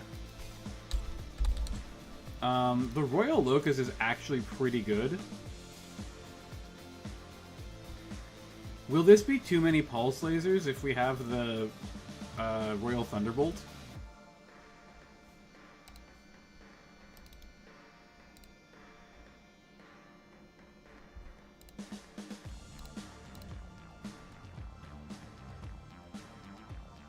Merrick? Host Merrick has some interesting possibilities. Like what? Like, I'm open to suggestions. I just really like the Koche. It's like the best. Royal Locust is 18 pulse damage? That's crazy.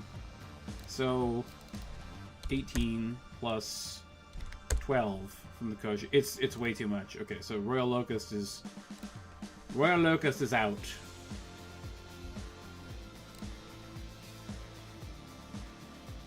What about...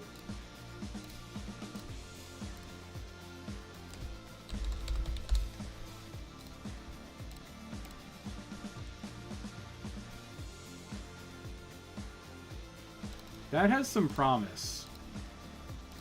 These two are both really good, just general purpose mechs. They both bring good long-range punch. And they both fight in melee really, really well also. Like Warhammer Thunderbolt combo is going to be super good. Hang on, what other Thunderbolts do we have? We have the 5S and the Royal. That's it. Don't have many archers available. Just the 2R, which I don't really like very much because it has major heat problems. The Exterminator 4D is really good for its cost. It's super solid.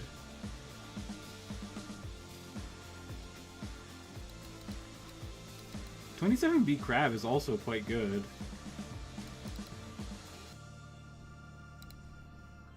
Do we have, like, the Royal Orion? Orion's an interesting unit.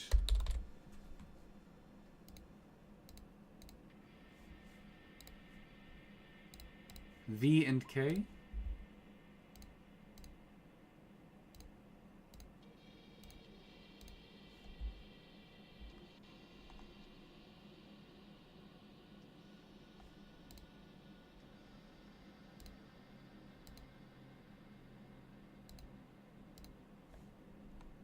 What's the difference between these two?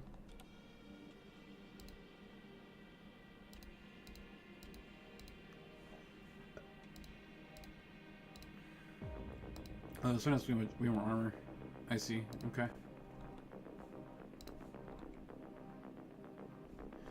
Orion's okay. It's just, it has way too much ammo.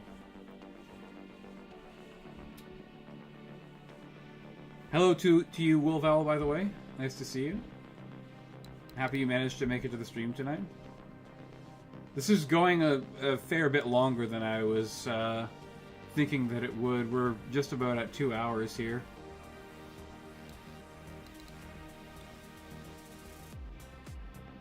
There's a lot to consider, though.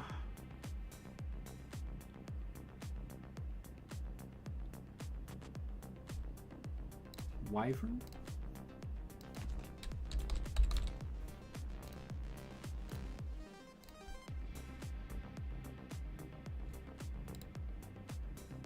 That is the correct one. Large laser, LRM-10, SRM-6, small lasers. Single heat sinks is problematic. That's not a bad unit.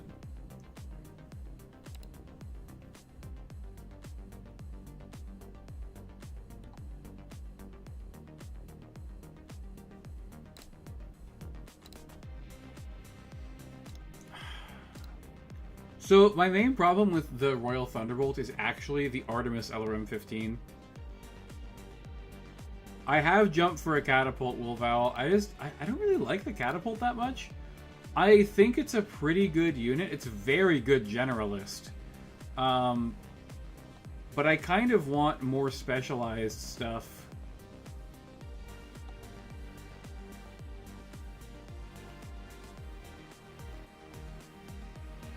The Royal one's very expensive.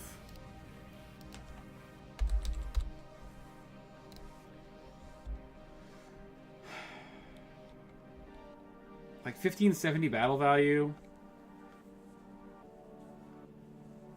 The main weapons are in under-armored arms. Guillotine is a great brawler, but well, we could do a guillotine. Which guillotines are available? The 3N only.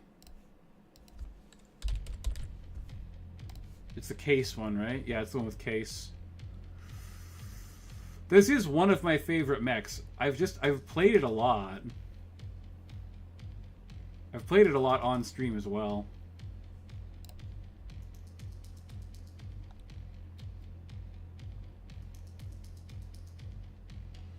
Like, I'd rather have the Exterminator than the Guillotine.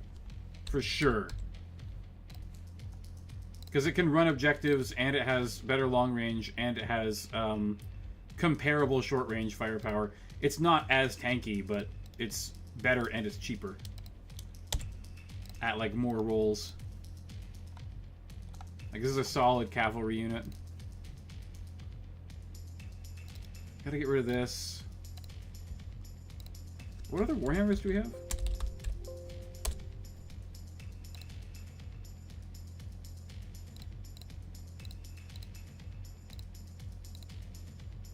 6L. I think there's one that, like... Yeah, this is the one that has the flamers instead of the machine guns, so it doesn't explode. But it still has the thin leg armor and thin torso problem that all the other things have. Opponents have Lancelots and Champion. The Champion is one we haven't looked into. I think they kind of suck, though, right? The 1 and 2 I remember being pretty okay. Yeah, LB-10X autocannon makes it, like, pretty reasonably good.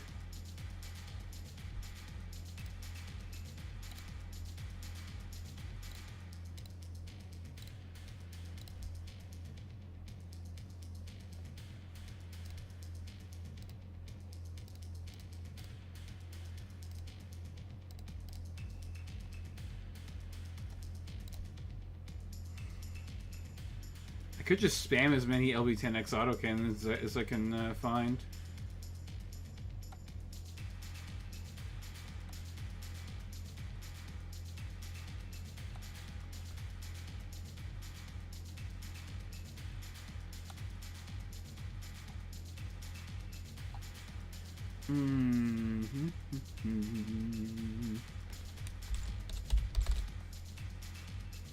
You only have the one exterminator available.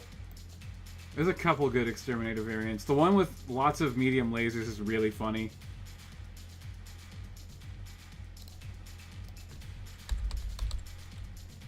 Lancelot all energy.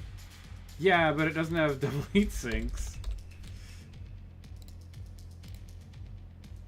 We have the, what, 03, 05, and 01.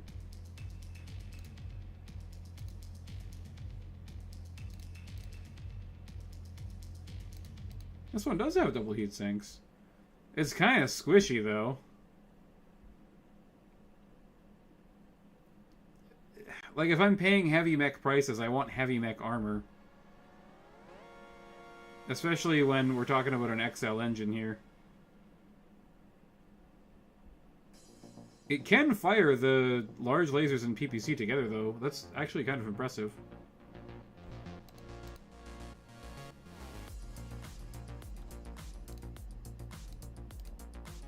Interesting. Interesting. The 3R Marauder? That's the crappy one, right? Yeah, that one kind of sucks.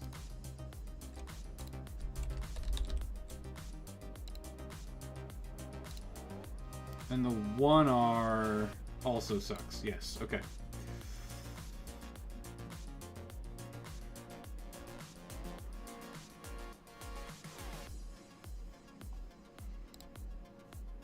Like, what I need is another unit like this that is in the same-ish price point. I think we just gotta go back to the Hunchy 4J. Like, there's nothing else that's really... I guess we can do the Crab. Crab 27B is solid. Let's try the Crab. Let's try something with the Crab.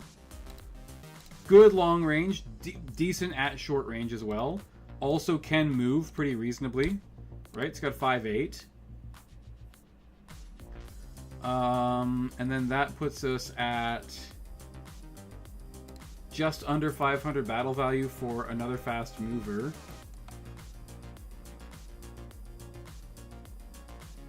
Spartan?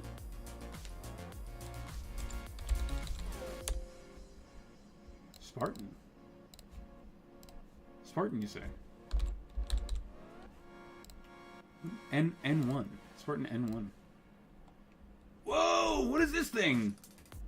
I've never seen this spec before. It has an anti-missile system. Oh my god, it's the Charger's good cousin. It's the Charger that got a budget. Gave it to the XL. It has single heat sinks. It has single heat sinks? Why would it have all of the fancy tech but single heat sinks? Why? Why do they do this? Why do they... It has the most advanced weapons available at the time with single heat sinks.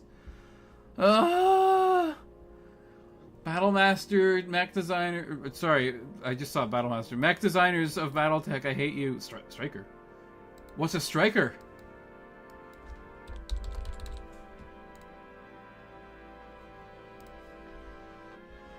Oh, it has an AC5.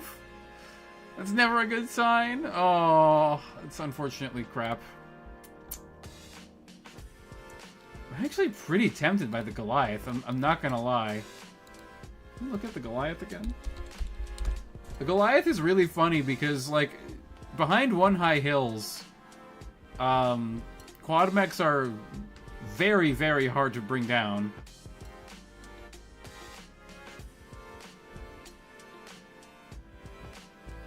Yeah, 13 heatsink ERPPC is so funny, dude. It can fire that for 2 turns while running before it starts slowing down. Which is so stupid. Like, why would you do that?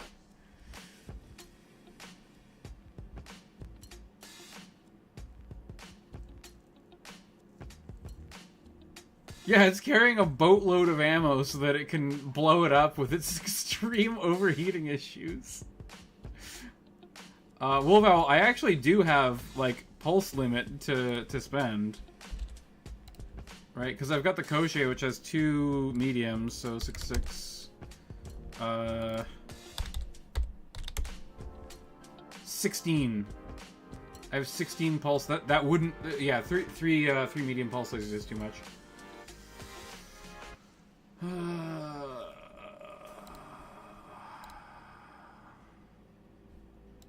I think it's the Hunchback. I think it's the Hunchback, bro.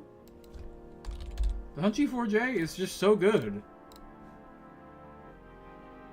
This is an incredibly good unit. It's so solid. And then that gives us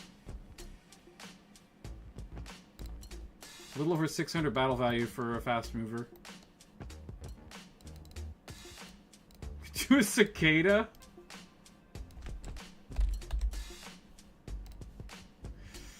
Oh god, it's so garbage.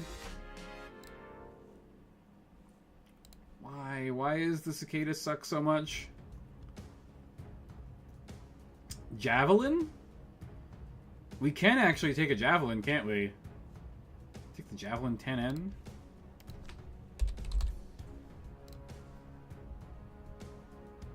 Oh god, that's a piece of crap. It's so squishy, man. It's probably the Mercury.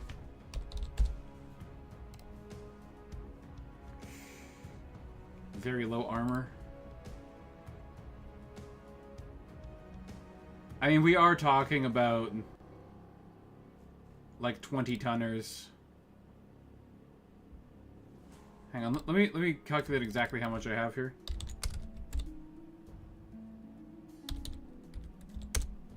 You have 662.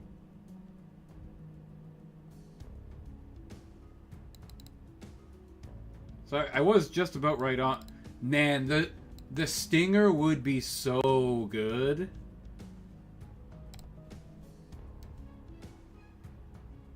Hunchback. I want them all at 4 piloting for sure. It's an Intratech Light, what do you expect? I expect it to be a Mongoose, okay?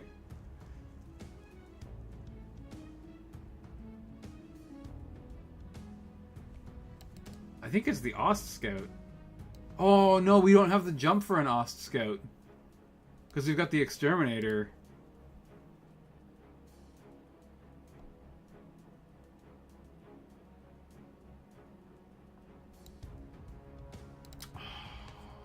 If we could get the Hermes, that would be huge.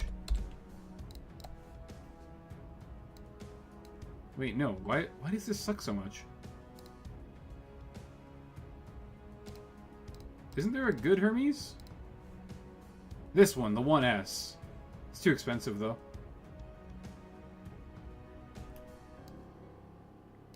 $716. Hang on.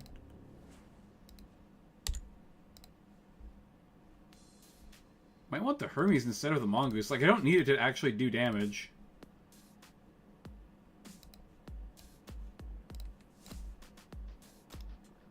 It's going to kick and run objectives, and that's basically it. Like, the extra one medium laser isn't really going to be that big of a factor. And then that gives us a little bit of extra battle value to play with.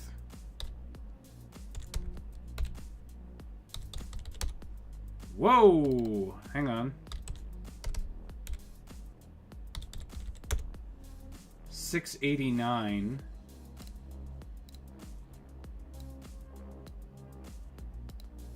We could afford another Hermes if we were able to take it.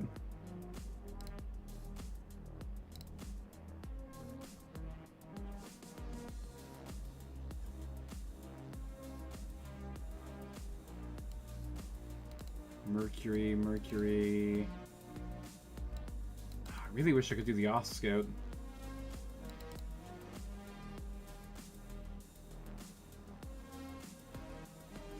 Yeah, the Royal Mongoose is too expensive, though. It is really good, though. Isn't the Royal Mongoose, like, crazy good? Yeah, it's almost 1,000 battle value, though. I can't afford that. ER Large Laser might make it worth it. That's a great little unit, man. It's so annoying to deal with.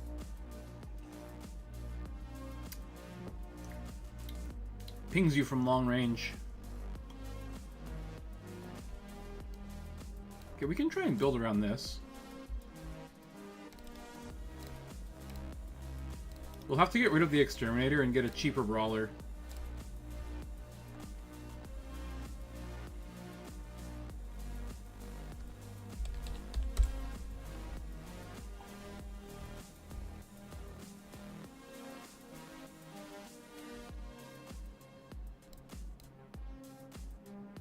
Do the 27B? Or an Ostrock?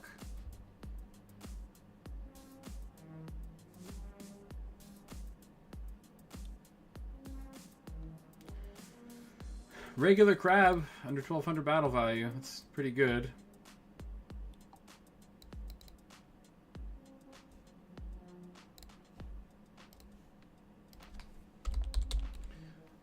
If we do 2 probe units, that's pretty interesting, right?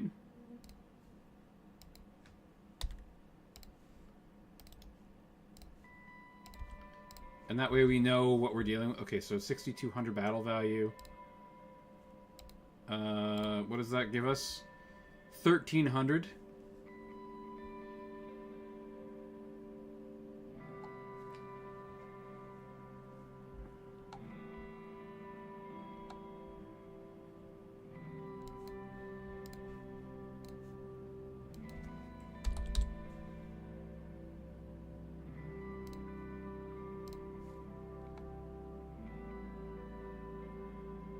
Ostrock's pretty good.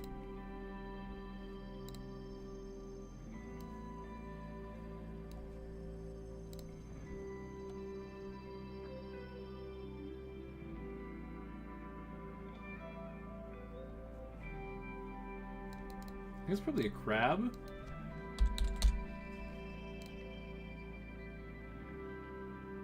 Actually, the Ostrock for the cost is definitely better.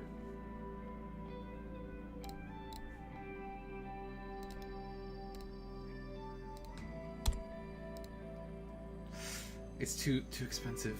I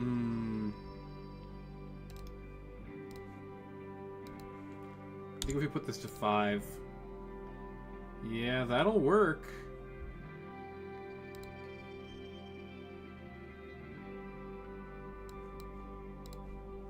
What's the Ostrock 2L gun?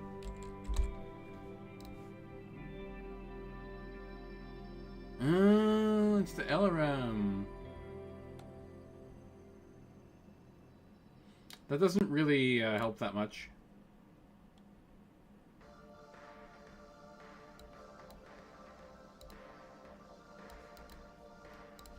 What the Koche? AC-10.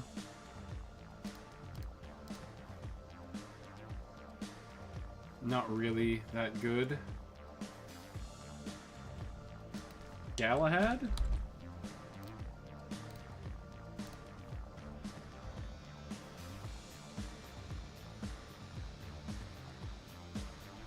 It's very slow.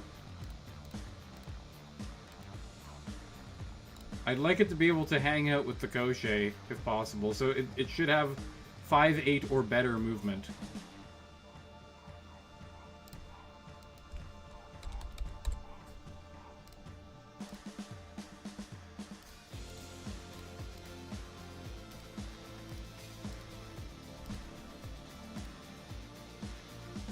I didn't know there was a Gauss rifle hoplite. That's pretty funny.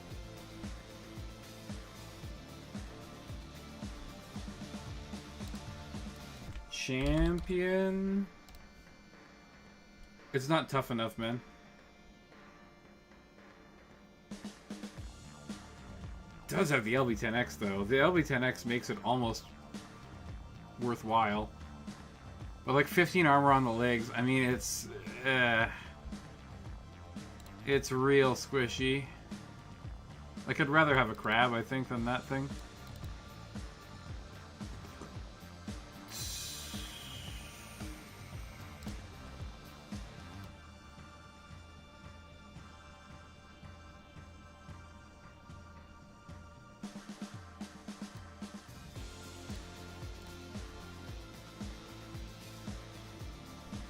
I think this is probably good. Now, if we lower those, can we get something funky like this?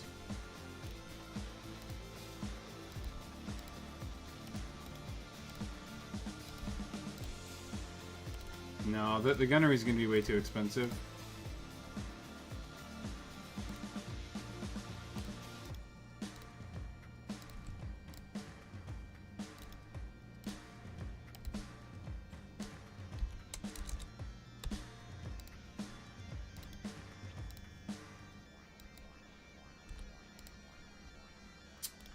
Nope.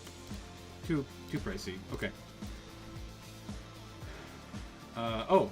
Yeah, actually it has to be, 4-5, right? There we go. Okay. So here's the question. Is this better than the other lists that we've come up with?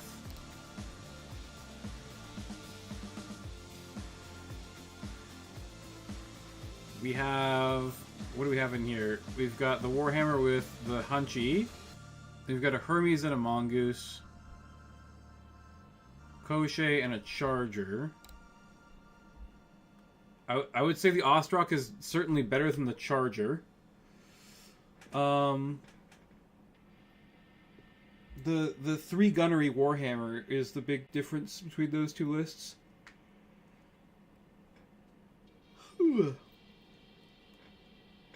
I will say the Mongoose costs the same as a Charger, which is kind of funny. But this will probably do more than a Charger will, both for running objectives and for just dealing damage. Like the ER large laser is pretty nice.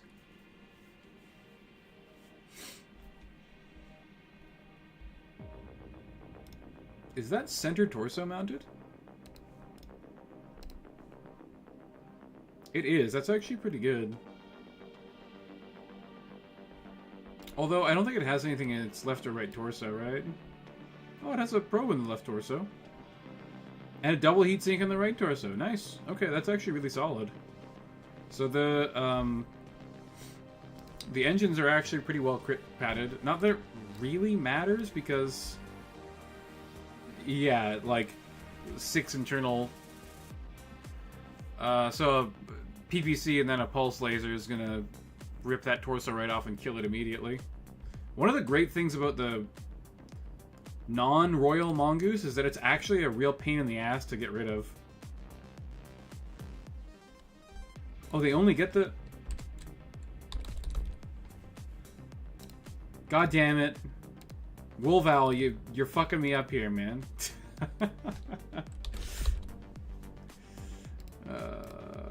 Okay, so that actually means we have a little bit of extra battle value to play around with. What if we get something really devastating?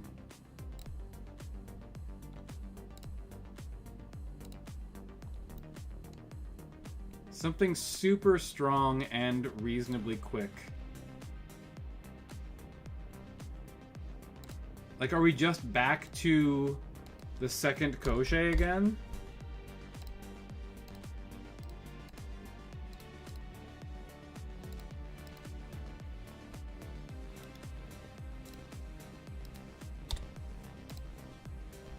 Oh, shit! 3 battle value! Son of a bitch.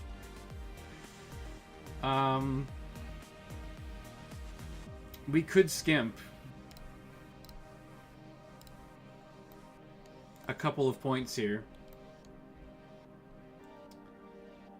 What is it? It's the Hermes, I think? The Hermes 1B?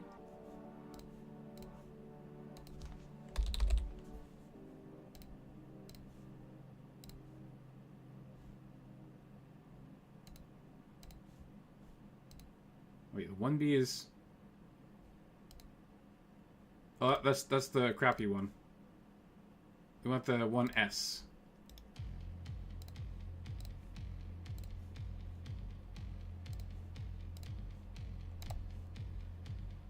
That'll do it. Oops. 4-4.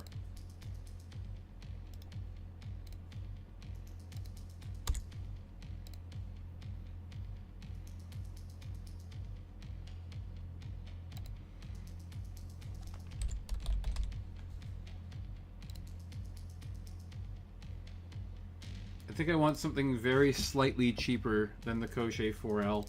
Even though it is really... Like, this list is really solid.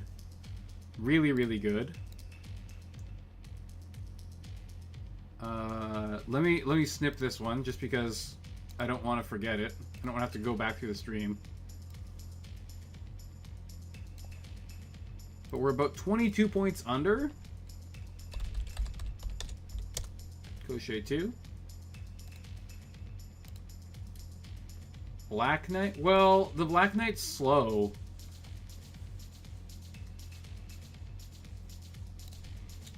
What's the striker again?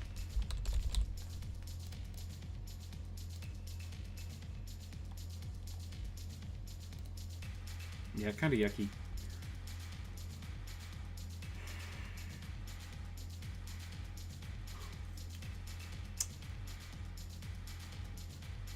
The Cestus has problems. The Cestus would be so good if it had double heat sinks. This would be an incredible mech if it had double heat sinks. I don't know why they insist on these crappy single heat sink units.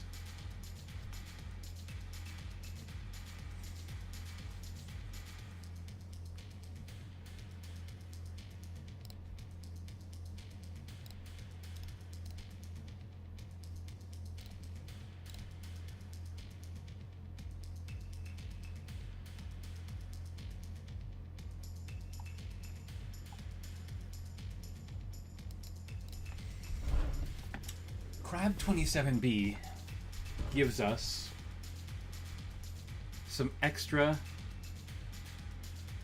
Hang on one second. Gives us some extra long-range firepower.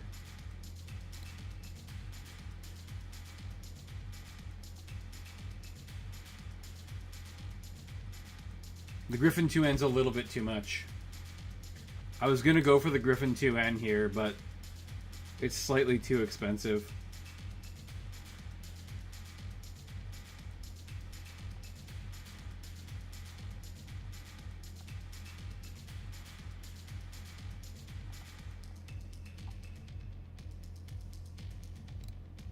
I think it's the crab.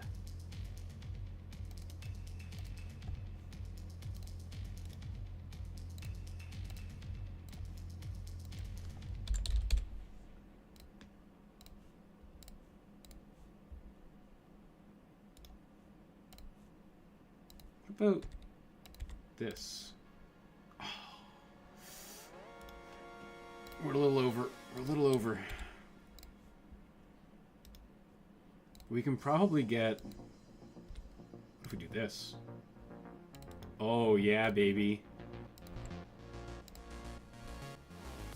Oh, that's looking pretty good. If we go to 4... Hunchback 3 gunnery, maybe? We'll have to cut a lot to get that 3 gunnery.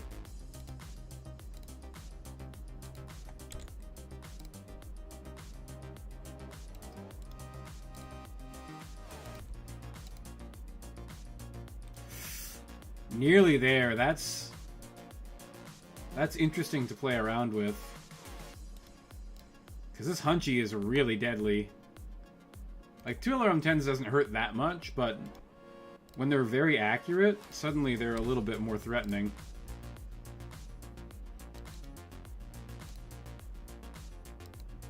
Oh, 4 on both of these.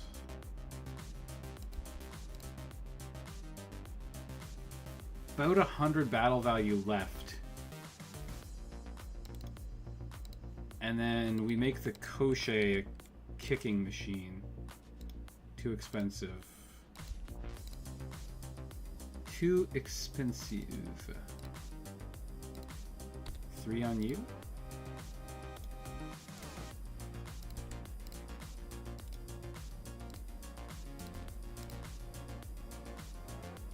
Hmm.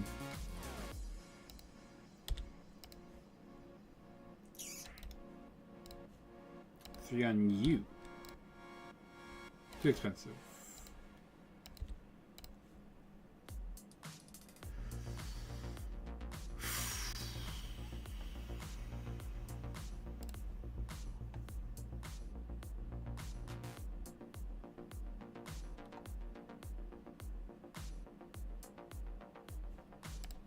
Let me look at the crab again. It's not that tough.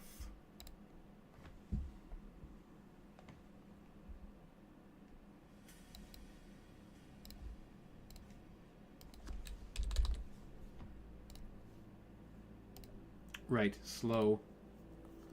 Very slow.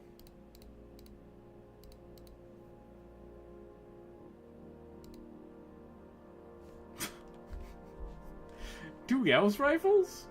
That's pretty interesting.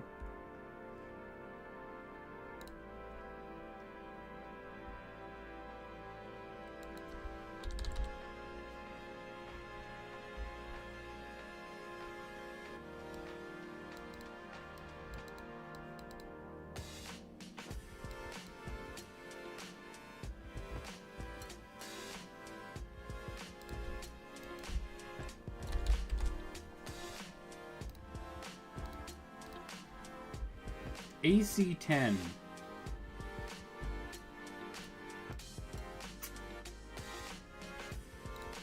AC-10 with piloting 4 and tracer ammo.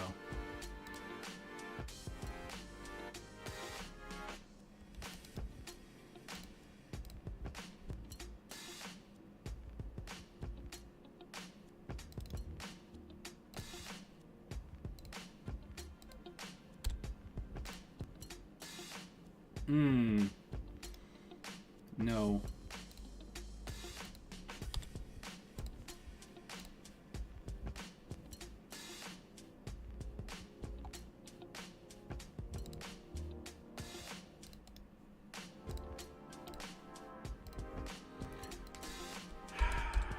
You gotta love the Ostrock.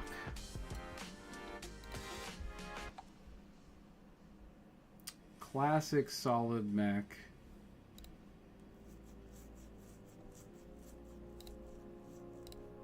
It's so efficient.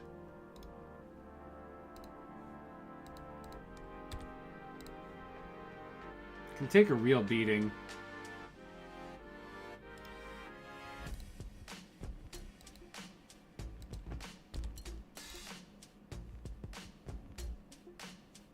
we go like 100 BV less than the 2C Ostrock, 11 something.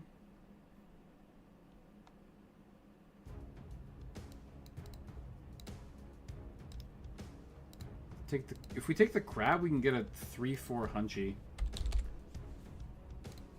I think.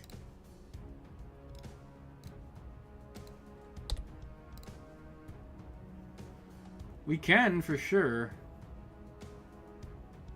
That's pretty interesting.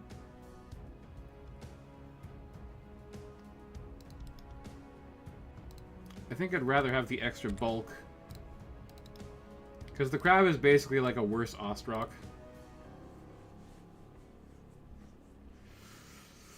Doesn't hit those 20 armor breaks.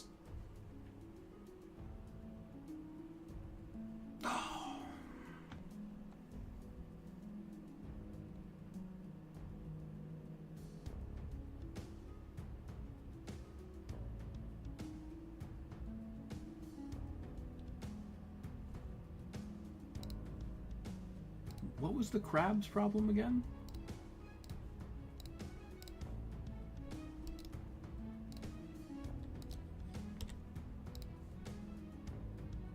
We found ourselves about 100 battle value under.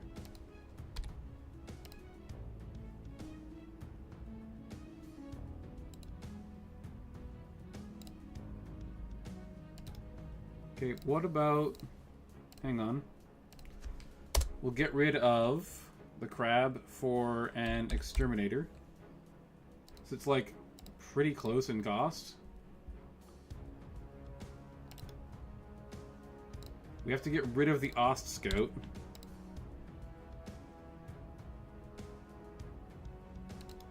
Put the Hermes to 4-4.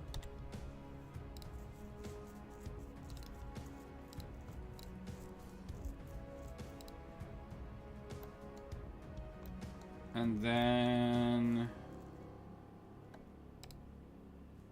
what are we working with here? I think we've been in this like exact position previously in the stream already.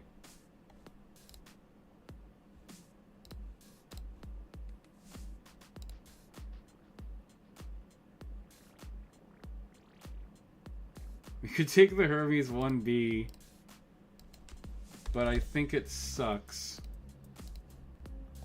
Yeah, it's too squishy.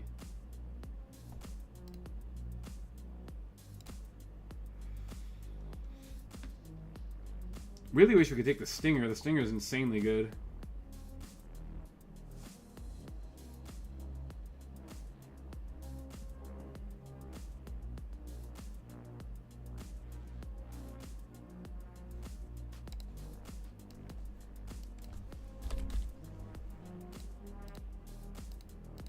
They couldn't just, like, put more armor on the bloody cicada, eh?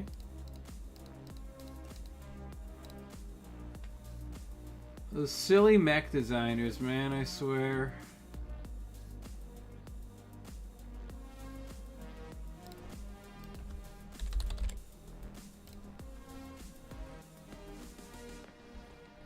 Rear-mounted machine guns. What an incredible idea. It's better than a javelin. Well, that's actually arguable, I guess. It has a lot more armor, though.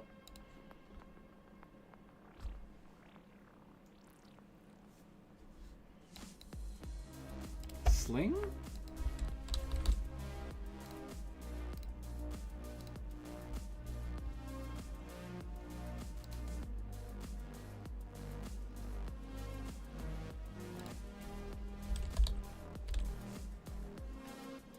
Unfortunately, it's just the Howler at home.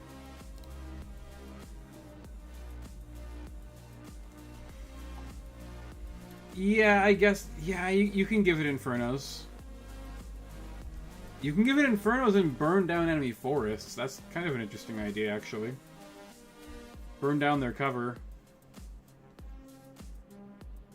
Single heat sinks will be a thing.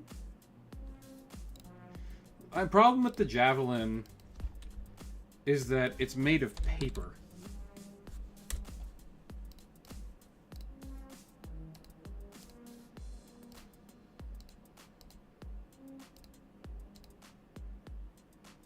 And then, I don't even think the Fire Javelin is available.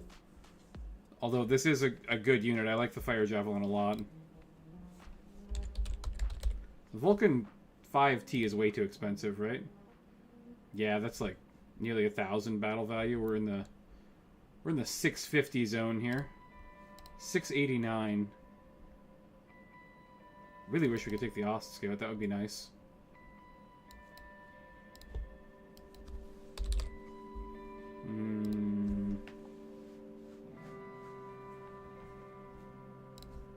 Why is this version of the Hermes so cheap and so good? It's so incredibly fast. And it has great armor.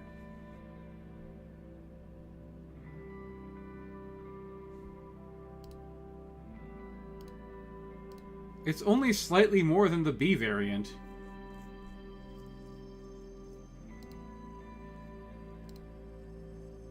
It's so weird. Fire Javelin is available? It is! Oh, that's actually interesting.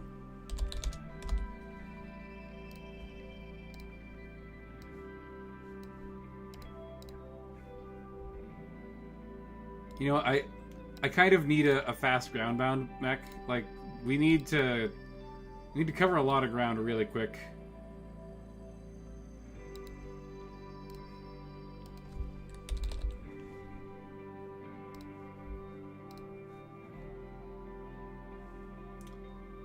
That's too slow. Hermes 2 actually not completely horrendous, though.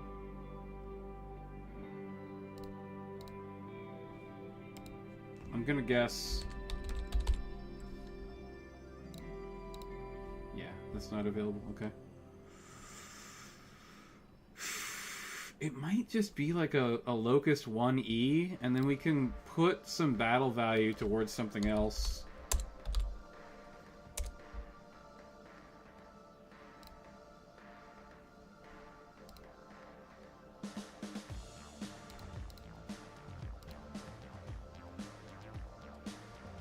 Yeah, well, if I'm taking the Exterminator, I can't take a fast jumper.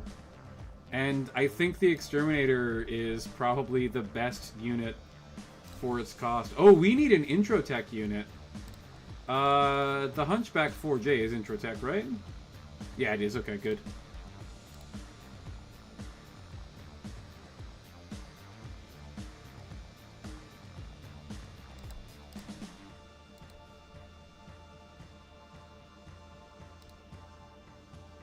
The Locust 1V is so incredibly cheap. I haven't even tried using this yet.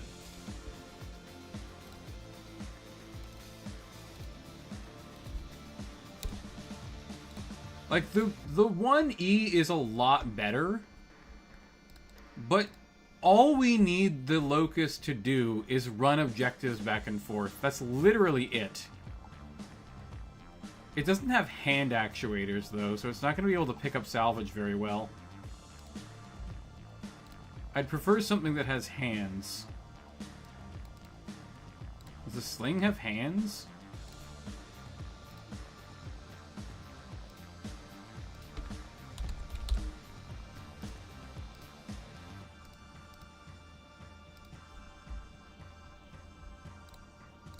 It's like 3 LRM-5s on a fast unit is really funny. It doesn't have hands. Damn it. If it had hands, it would be great.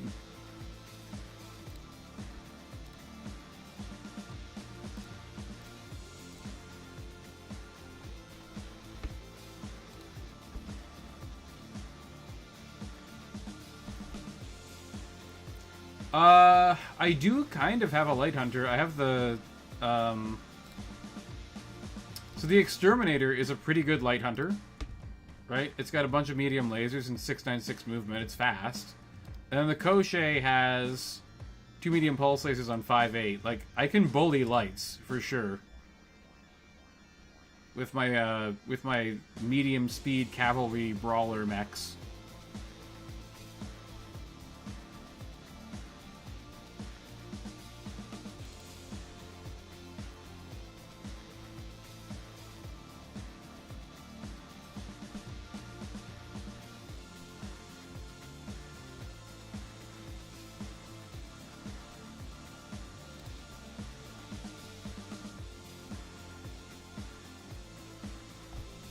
This is pretty good.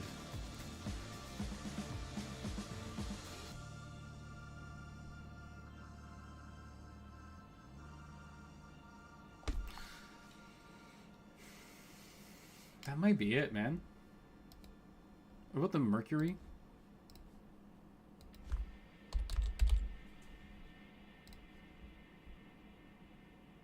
I mean, it's about as good as the Locust. And it looks like it might have hands.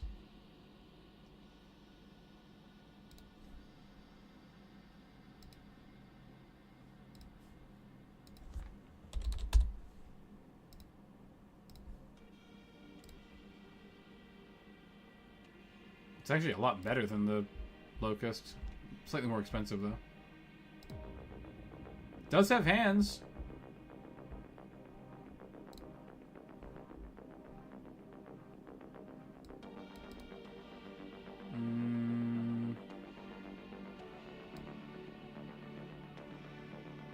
Why is this the same cost?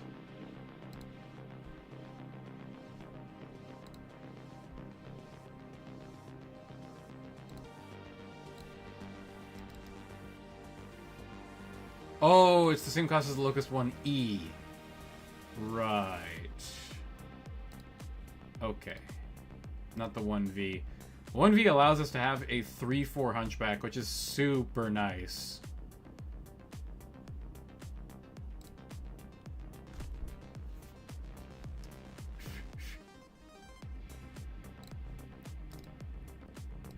But you know what? I think instead of the extra gunnery, I think I want a better objective runner. That's unfortunate.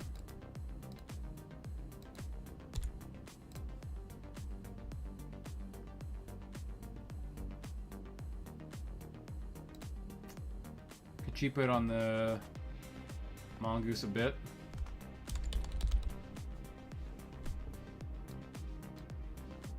Hermes 1S? Oh, we already have the Hermes 1S. 1B. Royal Stinger.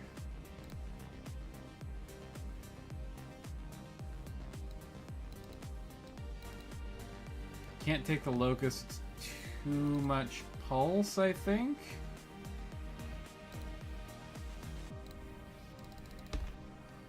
Six plus 6 plus 6 plus 6 plus 6. Yeah, we'll be over pulse limit by a small amount. Alright, Wolval. We'll see you later, man. Yeah, maybe we'll see you in the tournament. That'd be pretty cool. Have yourself a good night.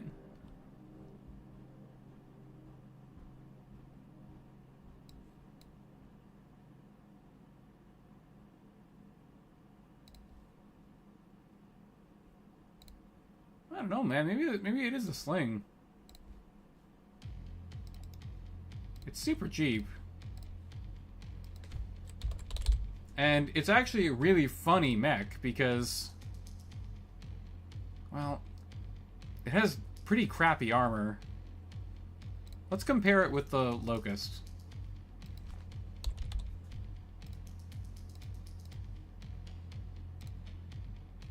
Nope, wrong Locust.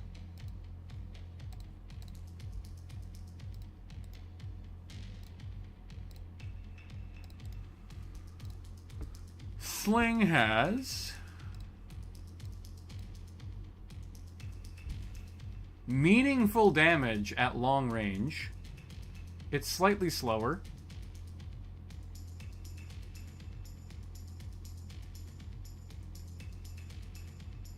it has much worse armor overall. And an XL engine, which makes it vulnerable. Both torsos have uncased ammo, so it will go kaboom if hit. Essentially, one good solid hit and this thing's just dead.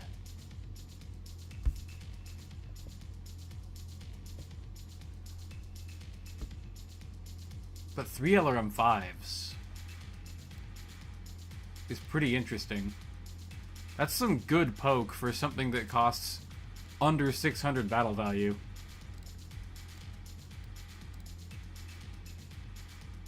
Decent long-range crit-seeking power. Doesn't have a probe.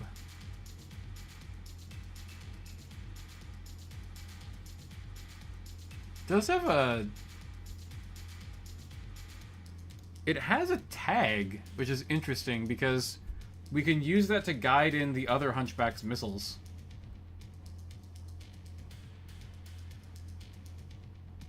Could be some interesting application for indirect fire.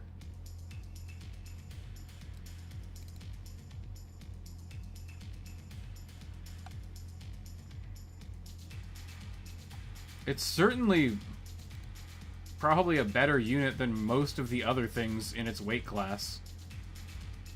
So, how I think this will work is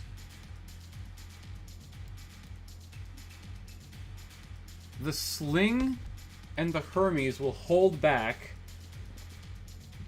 until the Koshei and Exterminator can get onto the objective, and then they bully off any other brawlers or light mechs that we come across. And then these two dash in and grab objectives and then run away.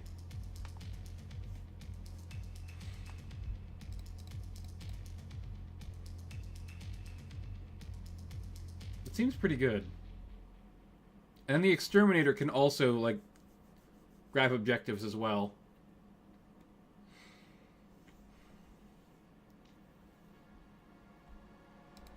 Let's see what we can do with this.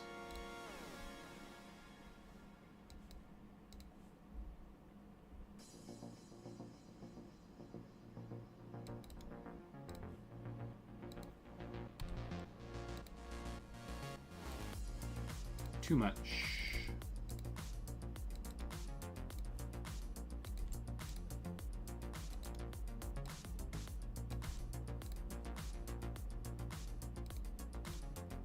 I have a silly idea. No, okay, yeah. I mean, the guttery on the 3 LRM-5s... Essentially, this has almost as much firepower at long range as the Hunchback does with 3 LRM-5s versus 2 LRM-10s.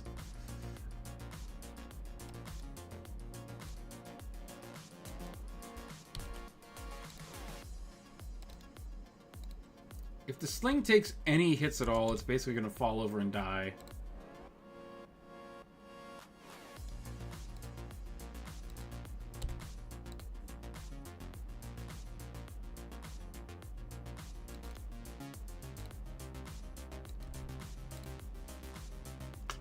A little too pricey there.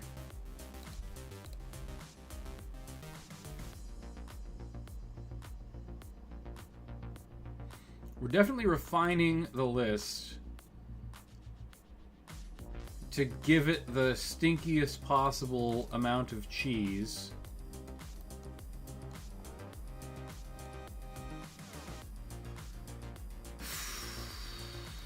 Is like, there's nothing even close to the power level of the Exterminator for cheaper. I guess the Trebuchet is, like, kind of close. Hunchback can't afford to not get close. That is not the Hunchback that you think it is, my friend. 2 LRM-10s. Pretty good range punch, and then a bunch of medium lasers to back it up. The 4J is like the 4P, except also good at long-range combat. It's one of the best intro tech mechs by far.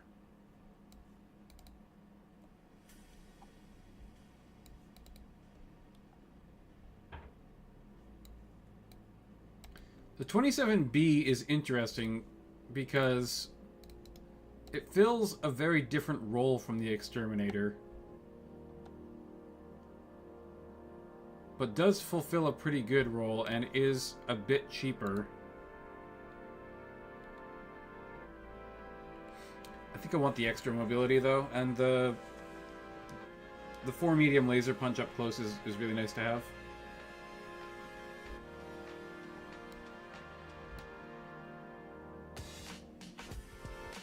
What a chameleon.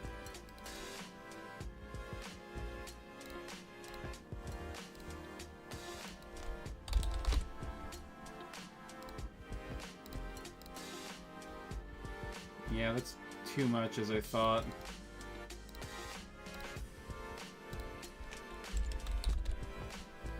So Mongoose... Mongoose is too expensive? Did we determine Mongoose was too expensive? Mongoose is too expensive, but if we take 4 or 5 on both, then we're good.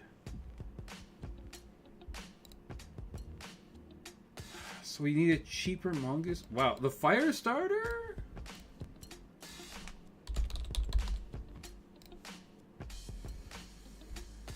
No, I think it's the A. Yeah, the A fire starter is the good one. And it'll be too expensive.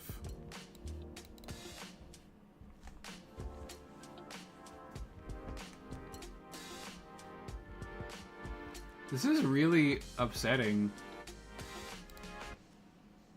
I really wish we had like a 14 jump limit. But then you might get 2 7-jump units on the enemy team.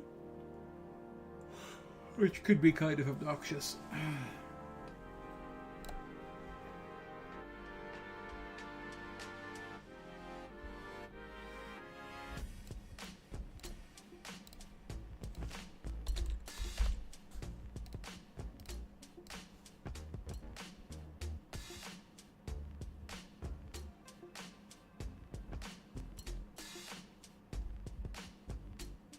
That's kind of fun.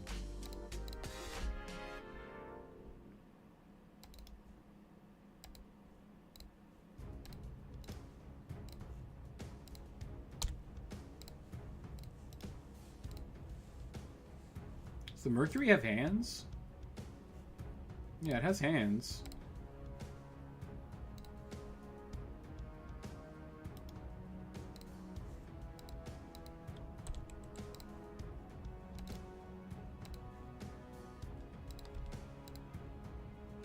Too expensive, damn.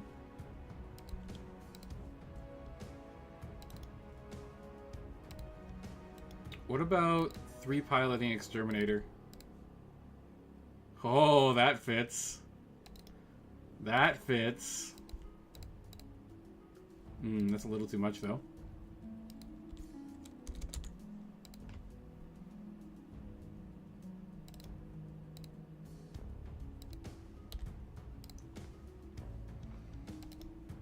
Like having them both at 4, like both at 4/4 is too much, I believe we said. No, it's a bit under. Like the Mercury is blisteringly fast. And does have pretty good hitting power with 2 mediums and 2 smalls. It's basically a Locust 1E on crack. It can really run objectives super fast. Faster than pretty much any other unit available in the game right now.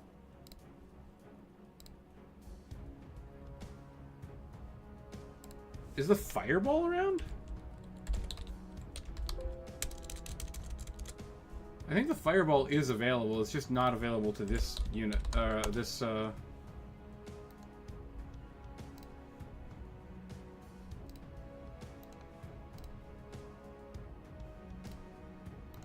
I thought that this was a... Huh. I thought the Fireball was a Star League era unit. I guess not.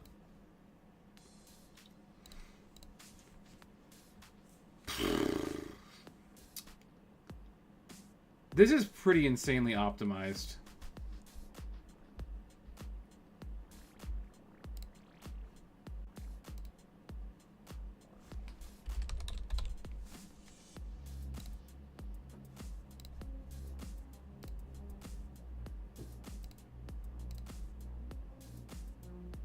Even this is pretty good.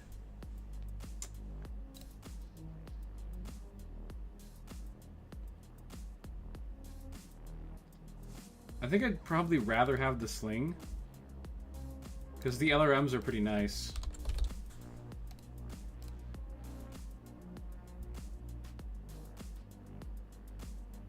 The armor's absolute crap, but the other one will just blow up the second it gets hit as well. Like, it doesn't really make much of a difference one way or the other.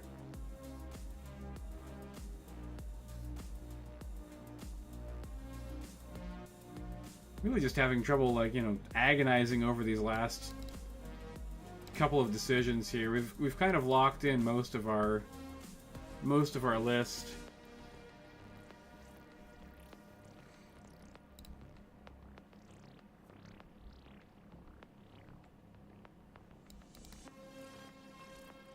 Really wish we could use that stinger. Just because nobody expects the Spanish Inquisitor. Nobody expects the stinger. And it's actually, like, it's got maxed armor for a 20-tonner, which, you know, it keeps it safe from large lasers at least. The 3 medium lasers in 7.11.7 movement is, like, pretty disgustingly good.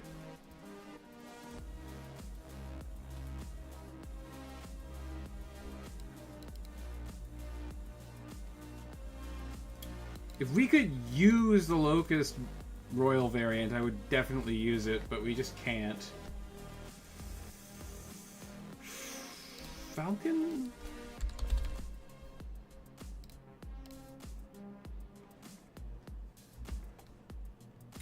It's slow.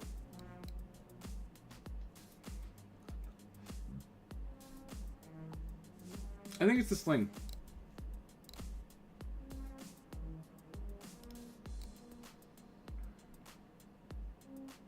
The movement is pretty crazy here, though.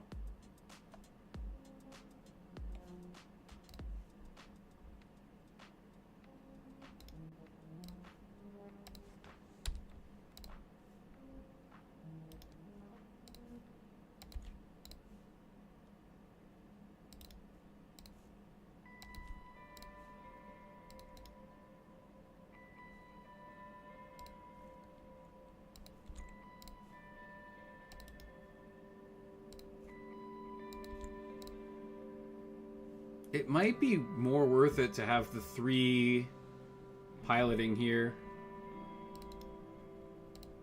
Can we at least get 4 on the Mercury? No, we can't. Is the sling cheaper than the Mercury?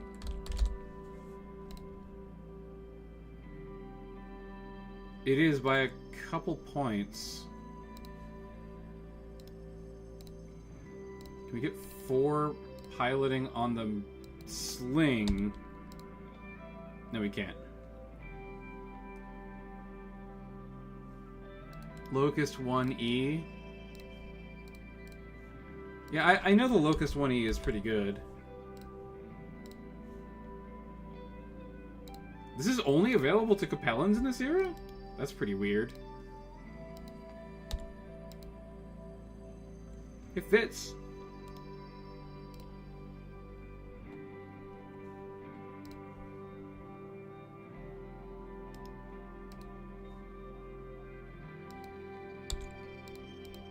I'm assuming we can't get 4-4 here, right? Oh!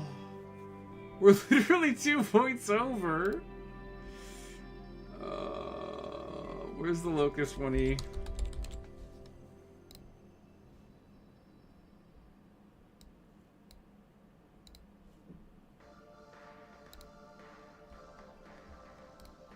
Okay, what about... we go super cheap with the Locust. With the 1V. It's still a good unit. It's still going to be able to run objectives well. And then we go... Can we get, like, 3 gunnery hunchback? That's disgusting. That's disgusting. That's what we're doing. This is the list, ladies and gentlemen. This is what we're running.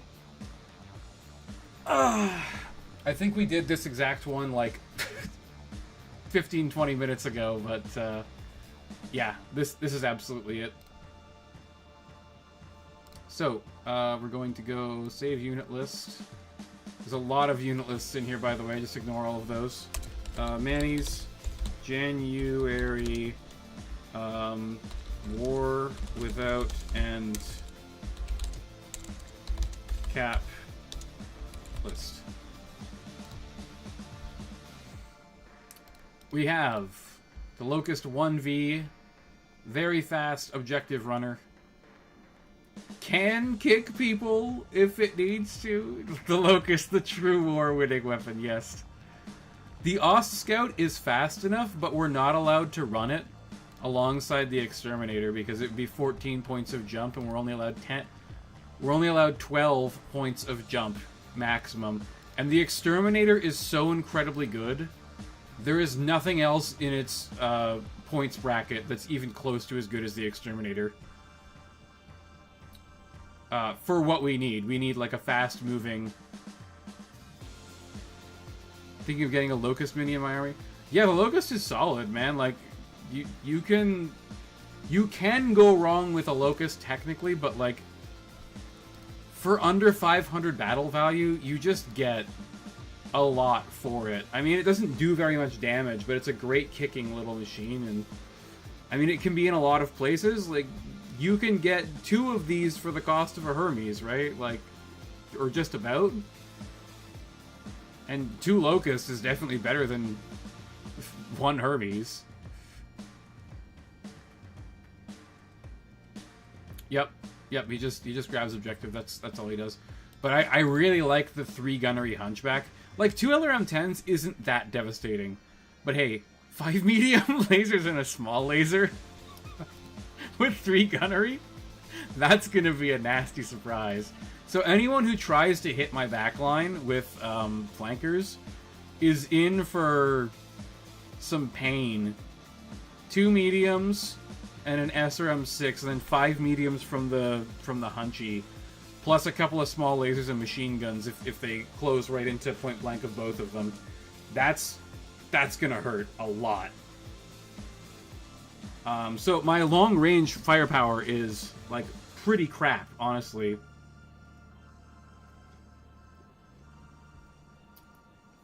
Yeah, that's the other thing, is it annoys the opponent, right?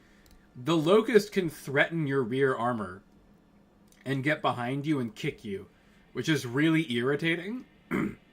So a lot of people will, like, dedicate resources to trying to stop themselves from getting outflanked by a Locust. Meanwhile, the Locust is just like, oh, you moved so that I can't get you? Alright, I'll just run and do an objective instead or something, you know? So we've got the Locust, we've got the Hermes, even faster, 914 movement, solid overall armor, like, remember, there's no clan pulse lasers here, so, the Inner Sphere large pulse laser hits for 9, we're protected against that. And then PPCs and stuff hopefully shouldn't be able to hit us reliably because we're so fast. So, you know, medium lasers and stuff are going to hit us, but we've got 10 points, 9 points on most things. Less firepower than a Mongoose by a large margin, but the Flamer is actually super useful in this tournament because we can set fires and we can overheat people. So pretty good. Hunchback, just big damage, solid, rock solid armor. The Hunchback 4J doesn't have the same problem that the 4G does, because its rear armor is thin, but enemies aren't going to get behind it because this is going to be the unit in the back of my entire army. They're going to have to get past the Koshé, Exterminator, and 2 light mechs to get into the rear of the Hunchback. So that weak rear armor isn't going to be really a factor. Both of these mechs, the Warhammer and the Hunchback, are going to sit in the back and rain down damage. A Hermes 2 at 7-Eleven. Yeah, I think I saw that. I don't think we have it available, though. The Mercury Hermes 2? Actually, we might have this one.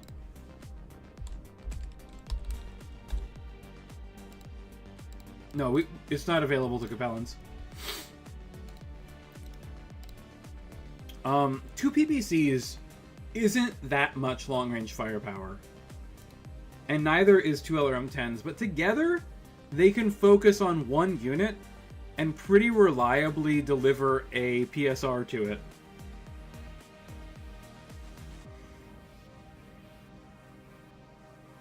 Flamers can set buildings on fire, Timiluchus.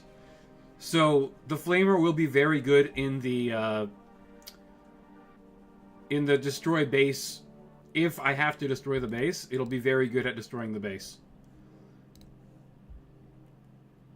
And then I guess I have the Hermes and the Exterminator to deliver the bombs. And if the enemy tries to deliver the bombs to my base, I'm just going to have to try and block them out somehow. And I think that the defender just automatically loses the bomb one. But you can probably get a bunch of kill points as they... I think that this mission is impossible to win for the defender.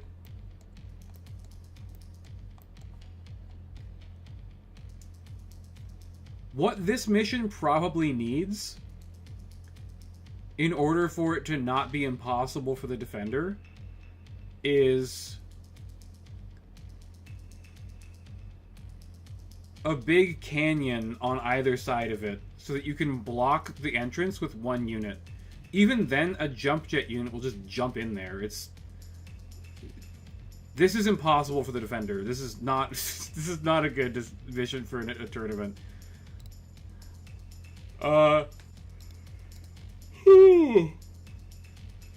Yeah, then we've got our brawling pair here. We've got the Koshe and the Exterminator. Both reasonably fast. Both have great armor. The Exterminator having a lot less armor, but the extra movement will help keep it safe. And they both got a little bit of mid-range poke, LRM-10 and an LRM, an LRM-10 and LB-10X. And we got, this is basically the main crit seeking in the list, the LB-10X, unfortunately.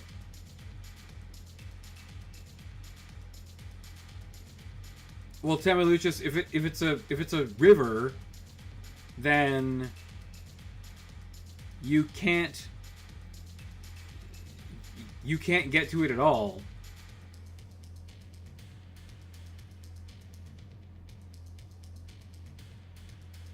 Yeah, very gay. Absolutely, get into the MRC and get some games in. It's the best place to find games for BattleTech. If you want to improve, there's a lot of really good players that will kick your butt pretty hard repeatedly until you learn.